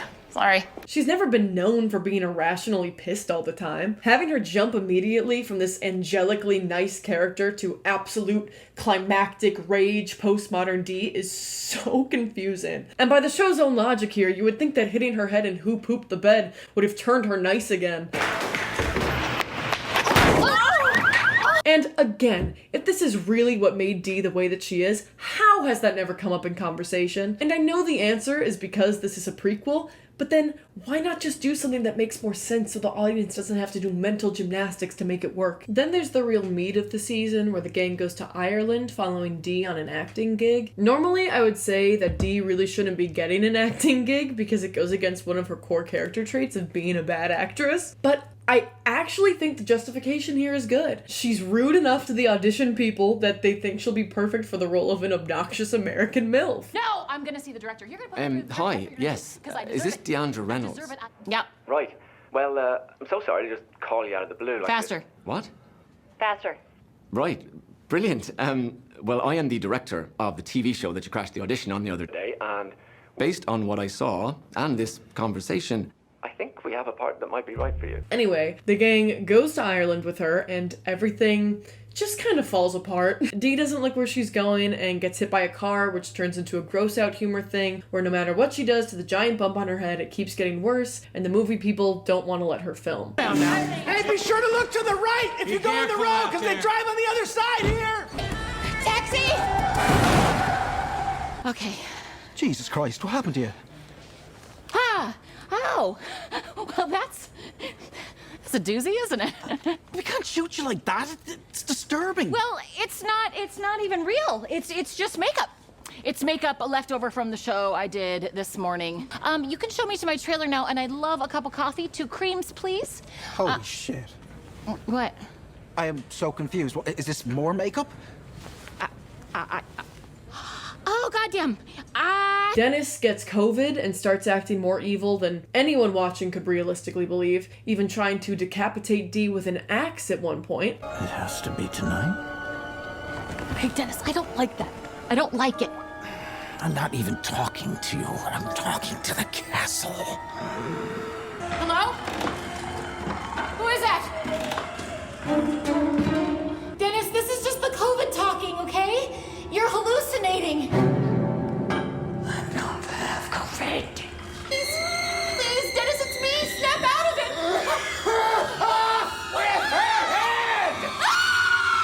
Charlie knows Mac will be annoying about being Irish since they're in Ireland, so he pays Mac's mom to tell him that he's Dutch, which sends Mac into an identity crisis. You got like 2% Irish in you, and you think you know more about Ireland than me? Do you have a shamrock tattoo somewhere on your body? No, I do, because it's my primary identity.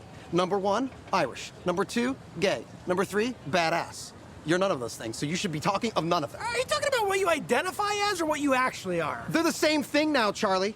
And I can have you canceled for even suggesting otherwise. Not right. I really, really hate this line about identifying as versus being. What is this holding a funhouse mirror up to? The queer community? And I can have you canceled for even suggesting otherwise. Not right. I have the power to do that because I'm a gay man and you're just a straight white cis male. You're gay. This is my other issue without gay Mac. Mac was always the funhouse mirror of conservatism, the badass Catholic bodyguard who was the voice of law and order at Patty's. Now he's the funhouse mirror of gay people? Once again, gay Mac is used mostly as some kind of punching bag, and it makes me really uncomfortable. Finally, there's Charlie's plotline. We find out that Charlie has had a pen pal his whole life who writes in a magical made-up language that only Charlie can read. You also get like the magical mystical element of this place, you know? You get the banshees and the spirits and the sprite and Shelly! Shelly's here, which is pretty cool. All of those things are made up, including Shelley. Shelly's not made up. He's your imaginary friend that you've had since you were a kid. Dude, he's not my imaginary friend, he's my pen pal, okay? And he's Irish, that's why his name's Shelly. A pen pal that writes to you in a magical language. Dude, the guy's real, okay? As it turns out, this pen pal, Shelly Kelly, is Charlie's biological father. His mom set them up as pen pals so that they could maintain a relationship. And the language is Irish. Charlie can only read Irish. That's kind of cute. First of all, this destroys a series-long game of whether Frank is really Charlie's dad. And it sets up this really predictable drama of Frank being jealous of Shelly Charlie, trying to make him eat poop and drink piss. Hilarious. Squash is simple. Are the meatballs turds? What? No, they're homemade meatballs. You want me to eat the meatball? Yeah, just eat a meatball. Eat one.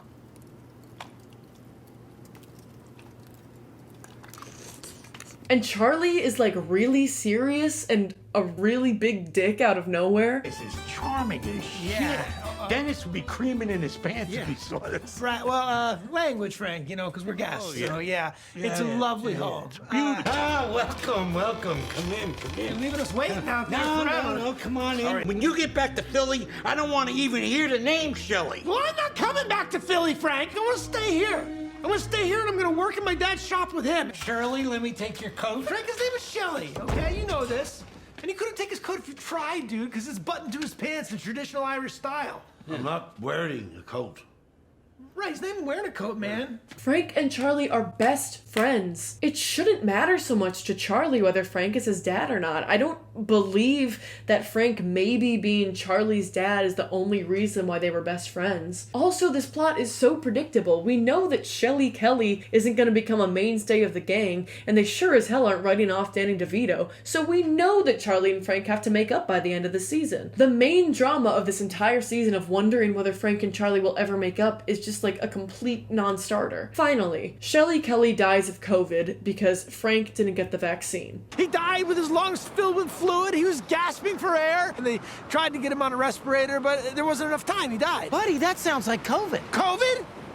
But, so the poor guy's dying from a banshee curse, and now he's got to deal with COVID on top of everything else? Did you give him COVID, Dennis? Me? I never even interacted with the man. Look, I don't know how it works, but you're the only one who didn't get vaccinated. I mean, I got the shot. Frank got the shot. The shot? The government shot? I didn't do that. What? You're not vaccinated? Oh, yeah. Why would you not take the shot? Well, they put the thing in your arm with a chip, and it goes inside your body. I hate this for a couple of reasons. First of all, the gang would absolutely not get the vaccine. Are you kidding? Charlie believes in ghouls and leprechauns, and you don't think he's completely buying into the fact that he's getting microchipped? Come on now. I think maybe Dee would get the vaccine, but all of them?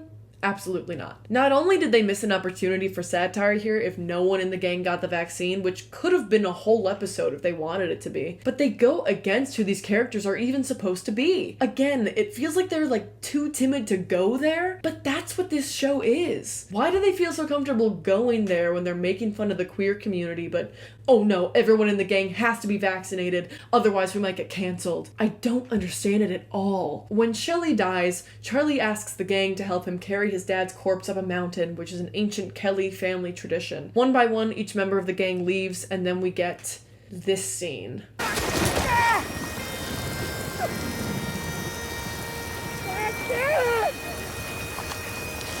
can't do this! This isn't fair! I shouldn't have to carry you up this hill! You never carried me up a hill! You never picked me up from school, you didn't read me bedtime stories! You didn't carry me on your shoulders!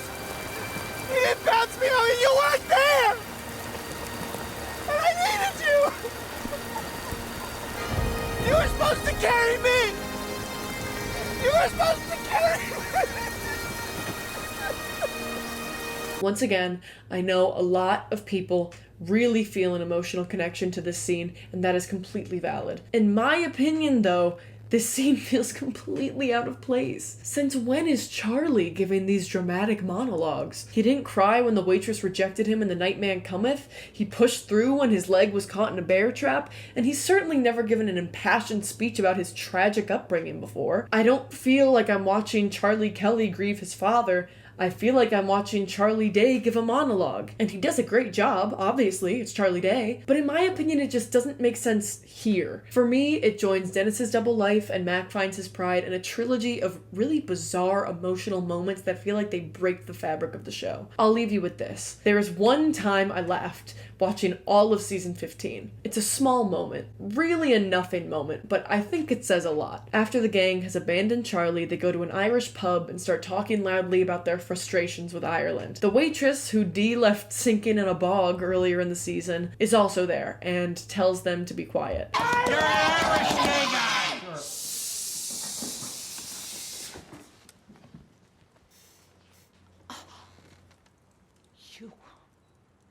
screaming. And when they have a common enemy, the gang becomes a united front against the rest of the world. And here's the one line that made me laugh. You listen to me, you bitch. Get her, bitch. It's such a throwaway line, but for all my analysis of this show, I can tell you exactly why it works so well for me. Because for the first time since maybe the postmodern era, we see the gang actually behaving as friends. Get her, bitch. Just like at the end of The Nightman Cometh, the gang's combined rage at the waitress brings them all back into their fantasy world where everything they do is right and they don't care to learn otherwise. You listen to me, you bitch. Get her, bitch. I will speak at whatever volume I choose, and if you don't like it, you can suck my big fat dick! One volume?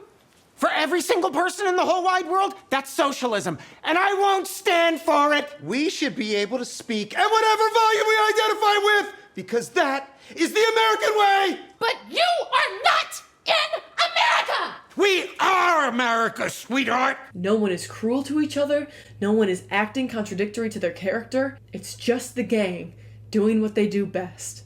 Shouting in a bar. This is what's missing from modern Always Sunny. I've thought a lot about the title, It's Always Sunny in Philadelphia. I know it was adapted from It's Always Sunny in TV, and even the creators themselves think it's kind of clunky, but I think it's actually a great title because I think it does a really good job of capturing this hidden secret formula in the show. It's always sunny for the gang in Philadelphia. They make everyone's lives worse, even their own, but they're so self-absorbed in their own fantasy that they can't even recognize this fact. It is always sunny for them because no matter what, they've got each other. They don't see the rain of a given situation. They don't need to be weeping on mountaintops or performing interpretive dances. They just need the gang, their egos, and a couple of beers. That's what Always Sunny is. And I miss it a lot. I really do.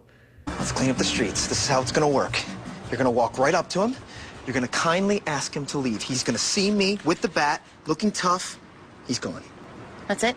That's all you need to do when you look like a badass, Dee. So now that you understand the laws of the show and how they've been broken in recent seasons, let's clean up the streets a little bit. So I could just stop here, right? I've pointed out what I feel are some of the biggest issues in the show as it stands today. I could just leave this here for someone more powerful than me to see and hopefully take seriously, but that's just not enough for me. I care about this show so much. The only reason I'm making this video is because it's something that's been weighing on me for months. It feels too important to just criticize and walk away, and I care about it way more than that. So instead, I've put together a hypothetical system that I would use to rehabilitate Always Sunny if I was a writer on the show, and it is called the Mary system. DENNIS.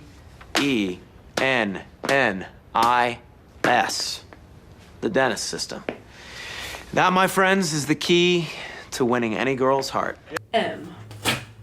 Make Mac badass again. The characters have evolved and flanderized throughout the show's run. I think we need to rein in Dee and Dennis's evilness and save that rage for when they are truly provoked. The longer you can keep their anger bottled up, the bigger outburst you earn. Having them be super arch and evil all the time isn't as funny as when they're pushed to the limit in a situation and completely explode out of nowhere. Charlie and Frank are more or less the same as they've always been, but after this latest season where their relationship was called into question, I would double back down on their wacky home life and make sure that relationship is secure. Then there's the Mac problem. Mac has undoubtedly changed the most throughout the series, and I feel he's completely lost in the latest seasons. Getting all the characters back on track is important, but I would argue that focusing on fixing Mac will snap all the other characters back into place, just like what happened when Frank joined the gang and they all had to adjust to the new dynamic. There are a few aspects to this. First, we need to respect gay Mac. He's gay, he's out, and it's a part of who he is. But that doesn't instantly make him a nymphomaniac,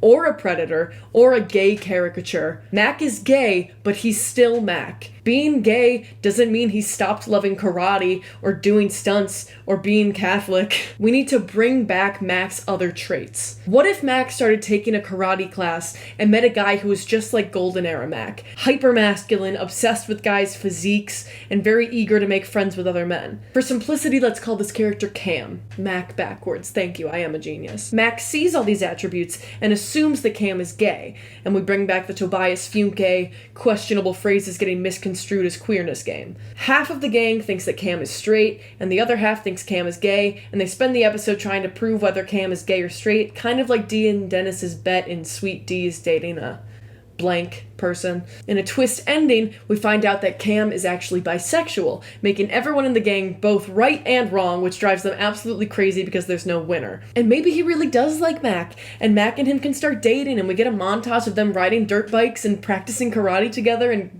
going to church. Now we have a partner for Mac, which allows us to heal his and Dennis's friendship, and we've explored bisexuality, which has never really been brought up on the show as far as I know, giving us a new topic to explore. If you're going to confirm Mac is gay, you might as well open the whole can of sexuality worms. Sexuality worms. Poor phrasing on my part, but you get the gist. Utilize this new character trait for story beats. Don't just throw it away and have the gang go ziplining or something. Next, we need to fix Mac and Dennis's friendship. Give them a good old-fashioned the boys are back in town type episode. We've gone pretty far down the road of Dennis hating Mac and Mac loving Dennis already, but I think it's still fixable if we give Mac a new target of affection and let Mac redeem himself to Dennis somehow. Maybe there's a scuffle at the bar and Mac really does save Dennis from some kind of bad guy. If you want to keep it in line with the character trait that Mac is bad at karate, maybe Mac tries to fight him but slips on a puddle that Charlie left while mopping, and as he slides, he takes the other guy down with him. It's not perfect, but just something to impress Dennis and make them friends again. Now we've got the group dynamic back where it thrives. We're not punching down at gay Mac, and we're utilizing character traits to drive story beats. A. Assess satire. This really goes hand in hand with respecting gay Mac. I think the writers and crew need to sit down and have an open conversation about what, if anything, they're trying to say with the show. If they feel like the political landscape has become too treacherous, then they should make the move to focus more on character-driven stories like they did in the Golden Age. The show can still be a satire of the average sitcom, but if it feels too fraught to make commentary in the current climate, I think it's best to focus on the show's strengths, its characters, rather than try to dance around issues. On the other hand, if they still feel strongly about satirizing American politics, then they need to go for it. No more messy hair allegories. You are writing a show about horrible people. You have a pass to make them do pretty much anything within reason to prove a point. But keep in mind that it only works if the joke is on the gang. The comedy has to come from how obviously horrible they are. It can't come from punching down, or else your message gets lost and it reflects poorly on you. For example, there are a lot of anti-drag bills being passed right now, so let's go with that. Maybe we have an episode where the gang goes to a drag bar for the first time, and maybe Artemis is also a burlesque dancer there, because I fucking love Artemis. And maybe Dennis really likes one of the dancers but gets confused when he realizes she's a man in drag and suddenly decides he's anti-drag queen. Now we can do whatever we want with Dennis to show how much of a dick move this is, and Mac can be the voice of reason, being newly out and more educated about the queer community. Meanwhile, Dee can try to worm her way into becoming a drag king because we know she loves wearing costumes and performing. We have free reign to do whatever, as long as Dennis is wrong in the end. Maybe since Dennis really likes performing with Charlie, we get Charlie interested in drag, and then Dennis gets jealous of the spotlight he's getting and starts trying to do drag as well, and then they have like a lip sync off or something and Charlie wins. I don't know, it's not perfect, but you see how you can address these issues directly while still not making fun of marginalized groups? I think either way could work. I think lean into or away from politics, as long as this rule is kept in mind and everyone's on the same page. R.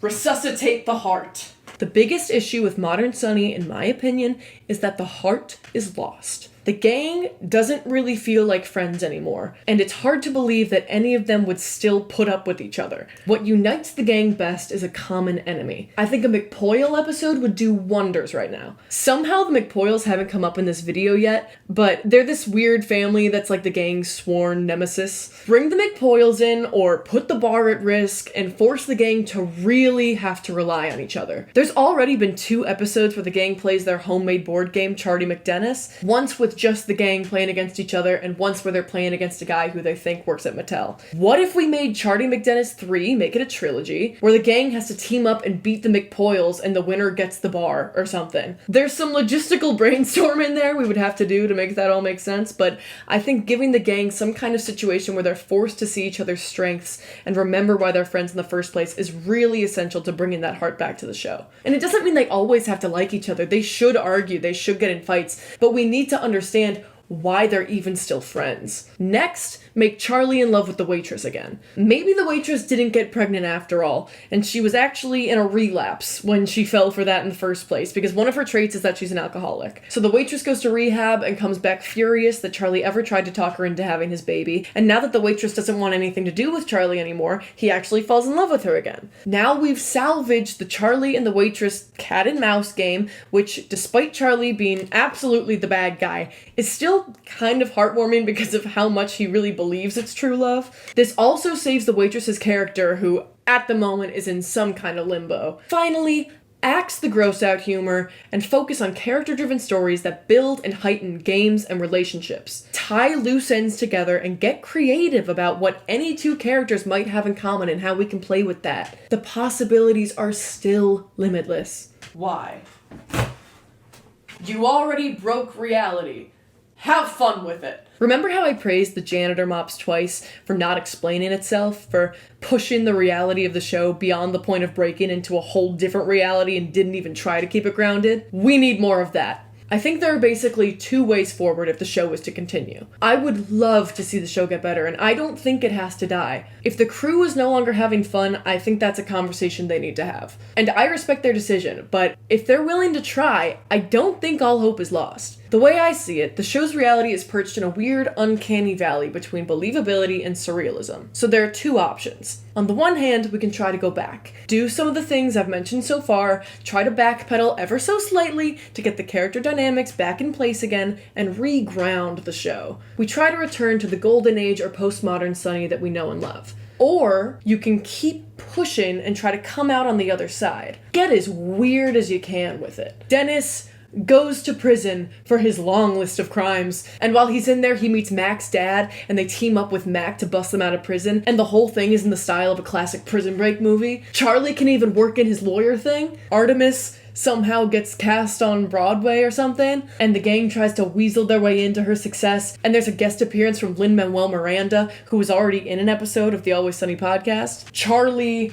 huffs glue and has prophetic visions, and we're left to wonder whether it was all real or all in his head. You've already broken reality. The sky is the limit. These examples are honestly really tame for where I think the show could go if they went in this direction. But I think a hard pivot, either back to normalcy or into complete chaos, is the only solution to the show's current tone problem. So, with these 4 ideas in mind, I have a pitch for an episode that I think could put Sunny back on the right track. It's not perfect, not by a long shot. Obviously, it would need some editing and, streamlining and further fleshing out. And of course, the Sunny crew does a much better job writing Sunny bits than I do because it's literally their job. But I can still try, damn it. The episode is called Mac Jumps the Shark. The show has already set a precedent of calling out their own evolution and Flanderization in episodes like The Gang Misses the Boat, so it would fit in line with that whole meta-commentary style. After a classic hanging at the bar, having an argument, cold open, Mac comes to the realization that since he came out, the gang only really sees him as gay anymore, not as badass. To try and reclaim his status as the tough guy of Patty's, he decides to film his most ambitious Project Badass tape yet. He will jump over a shark in a tank on his dirt bike. Frank thinks it's a great idea and will bring a lot of attention to the bar, even if Mac falls in, because all press is good press, and Frank's a chaotic, neutral, business-first kind of guy, so he happily pays to have the shark tank installed in front of Patty's, and even gets a bunch of torches to light the path that Mac will drive on to make it even more badass. Frank also mentions that even if the stunt fails, they can always kill the shark and make it into shark fin soup. Little satire on poaching and endangered species. Dennis assumes that the whole stunt is to impress him, since Mac's been obsessed with him since coming out, and with Dennis's ego, of course this would all be about him somehow. As the janitor, naturally it would be Charlie work to feed the shark and clean the tank, so in a classic bit of whimsical Charlie confusion, Charlie starts putting a bunch of straws into the shark tank whenever he feeds it, because if straws kill sea creatures, and sharks also kill sea creatures, then by basic math, sharks and straws must be good for each other. Dee gets mad at Charlie for taking all the plastic straws from the bar because it means they only have the eco-friendly paper straws left, and everyone hates them because whenever you use them, they dissolve into your drink. So, you know, more commentary on the straw issue, eco-friendly, whatever. It's not perfect, but you know what I'm getting at. Charlie tries a paper straw for the first time and agrees that they're disgusting, so he starts dumping the entire stock of paper straws into the tank so no one is forced to use them ever again in what Charlie thinks is sort of a Boston Tea Party type exhibit of patriotism. But there are already so many plastic straws floating in the tank that all the paper straws just kind of sit on top and don't dissolve and block the whole view of the shark. I know it's a stretch, bear with me. Everyone arrives for Mac's big jump, only to find a tank full of straws and other random bits of trash Charlie threw in there as shark food. Dennis says something about how stupid this whole thing is, and that they can't even see the shark. So Frank grabs one of the torches and tries to use the flaming end to move the straws out of the way, which sets all the paper straws on top on fire. Mac figures jumping over a lot of fire is probably just as good as jumping a shark, so he revs up his dirt bike and takes the jump, and while he's midair over the shark tank, the shark jumps out of the air surrounded by flames, and it's like genuinely the most badass thing you could picture. And maybe Mac is wearing the duster and it's flapping in the breeze behind him. And Dennis is actually really impressed. Dennis runs up to Mac and tells him that that was the most badass thing Mac has ever done, and says that Mac has definitely gained his approval. Mac says thank you, but it actually wasn't for Dennis at all. And in a twist ending, Mac is actually seeing a guy in the crowd. So the guy comes up to congratulate him and they have a cute little moment, and then the gang is like, wait, I thought you were doing all of this to get away from the whole gay thing. And Mac is like, no, I'm still gay, I'm just also still Mac. I can be both gay and Mac. And he says he's totally over Dennis, but he wants him back as a friend, and Dennis is into it. The gang has a subtle little heartfelt moment before Frank points out that the tank is still on fire, and the shark is definitely dead. And then smash cut to Frank serving the gang shark fin soup in bowls with a plastic straw, and we wrap it up with Dennis saying something like, oh, thank God, plastic straws, those paper straws are the worst. It's not perfect, obviously, nowhere near. But as Frank would say, Patty's a pub, a stress ball. Squeeze it when you have any tension. Right? Oh, God damn it, Frank! That's just an egg! It's a jumping off point. It's a jumping off point. This episode would acknowledge and poke fun at the show's treatment of Mac while also fixing the way his character is portrayed. It would be satirical of eco-friendly trends and ocean pollution, both of which are pretty popular topics right now. It would put Dennis and Mac's dynamic back on track, stopping Dennis from constantly punching down at Mac and bringing back the friendships at the heart of the show. And of course the whole plot is pretty ridiculous, but intentionally so, purposefully breaking reality even further to actually get it back on track. It's not perfect, but I think it's a start. It's a jumping off point. Day man, oh, fighter of the night man, oh, champion of the sun, oh, you're a master of karate and friendship for everyone. Day man, stage freeze. Don't say stage freeze, just do it. So, yes, there are my thoughts on Always Sunny, what it was, what it is, and what it could be. I really hope it's clear how much time and effort went into this, and that I wouldn't put in nearly this much effort if it wasn't something I cared so much about. I love this show. When you watch a sitcom with a run this long, you spend a lot of time with these characters, and I know it sounds silly, but they really do kind of become a part of you. This show takes up such permanent residential space in my brain that I think there's been an Always Sunny reference in like 2 or 3 of my videos on this channel so far, a majority of them, certainly. It's just a part of me, it's how I think, and it makes me sad when I feel like it's not living up to its full potential. I hope I've made my points in a way that doesn't feel like an attack. I'm hard on this show, but only because I love it and I see what it could be. If anyone who works at the show somehow sees this, I really hope you understand where I'm coming from, and I hope you find it in your heart to hear me out. You guys really are my heroes, and I just hope to be of service to this show that I care so much about. I hope you'll consider some of the issues that I've brought up, and I sincerely look forward to watching the new season on June 7th. Thank you so much for all of the laughs, for everything. And thank you, regardless of who you are, for watching. All of you. Every last one. And I hope you enjoyed. I guess that's it. I've been working on this one for so long, it feels weird to end it, but that's it. Thank you for watching. Bye!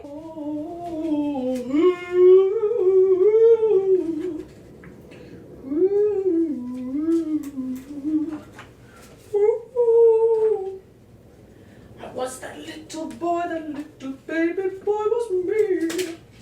I once was a boy, but now I am a man. I fought the night man, lived as day man. Now I'm here to ask for your hand. So if you want to marry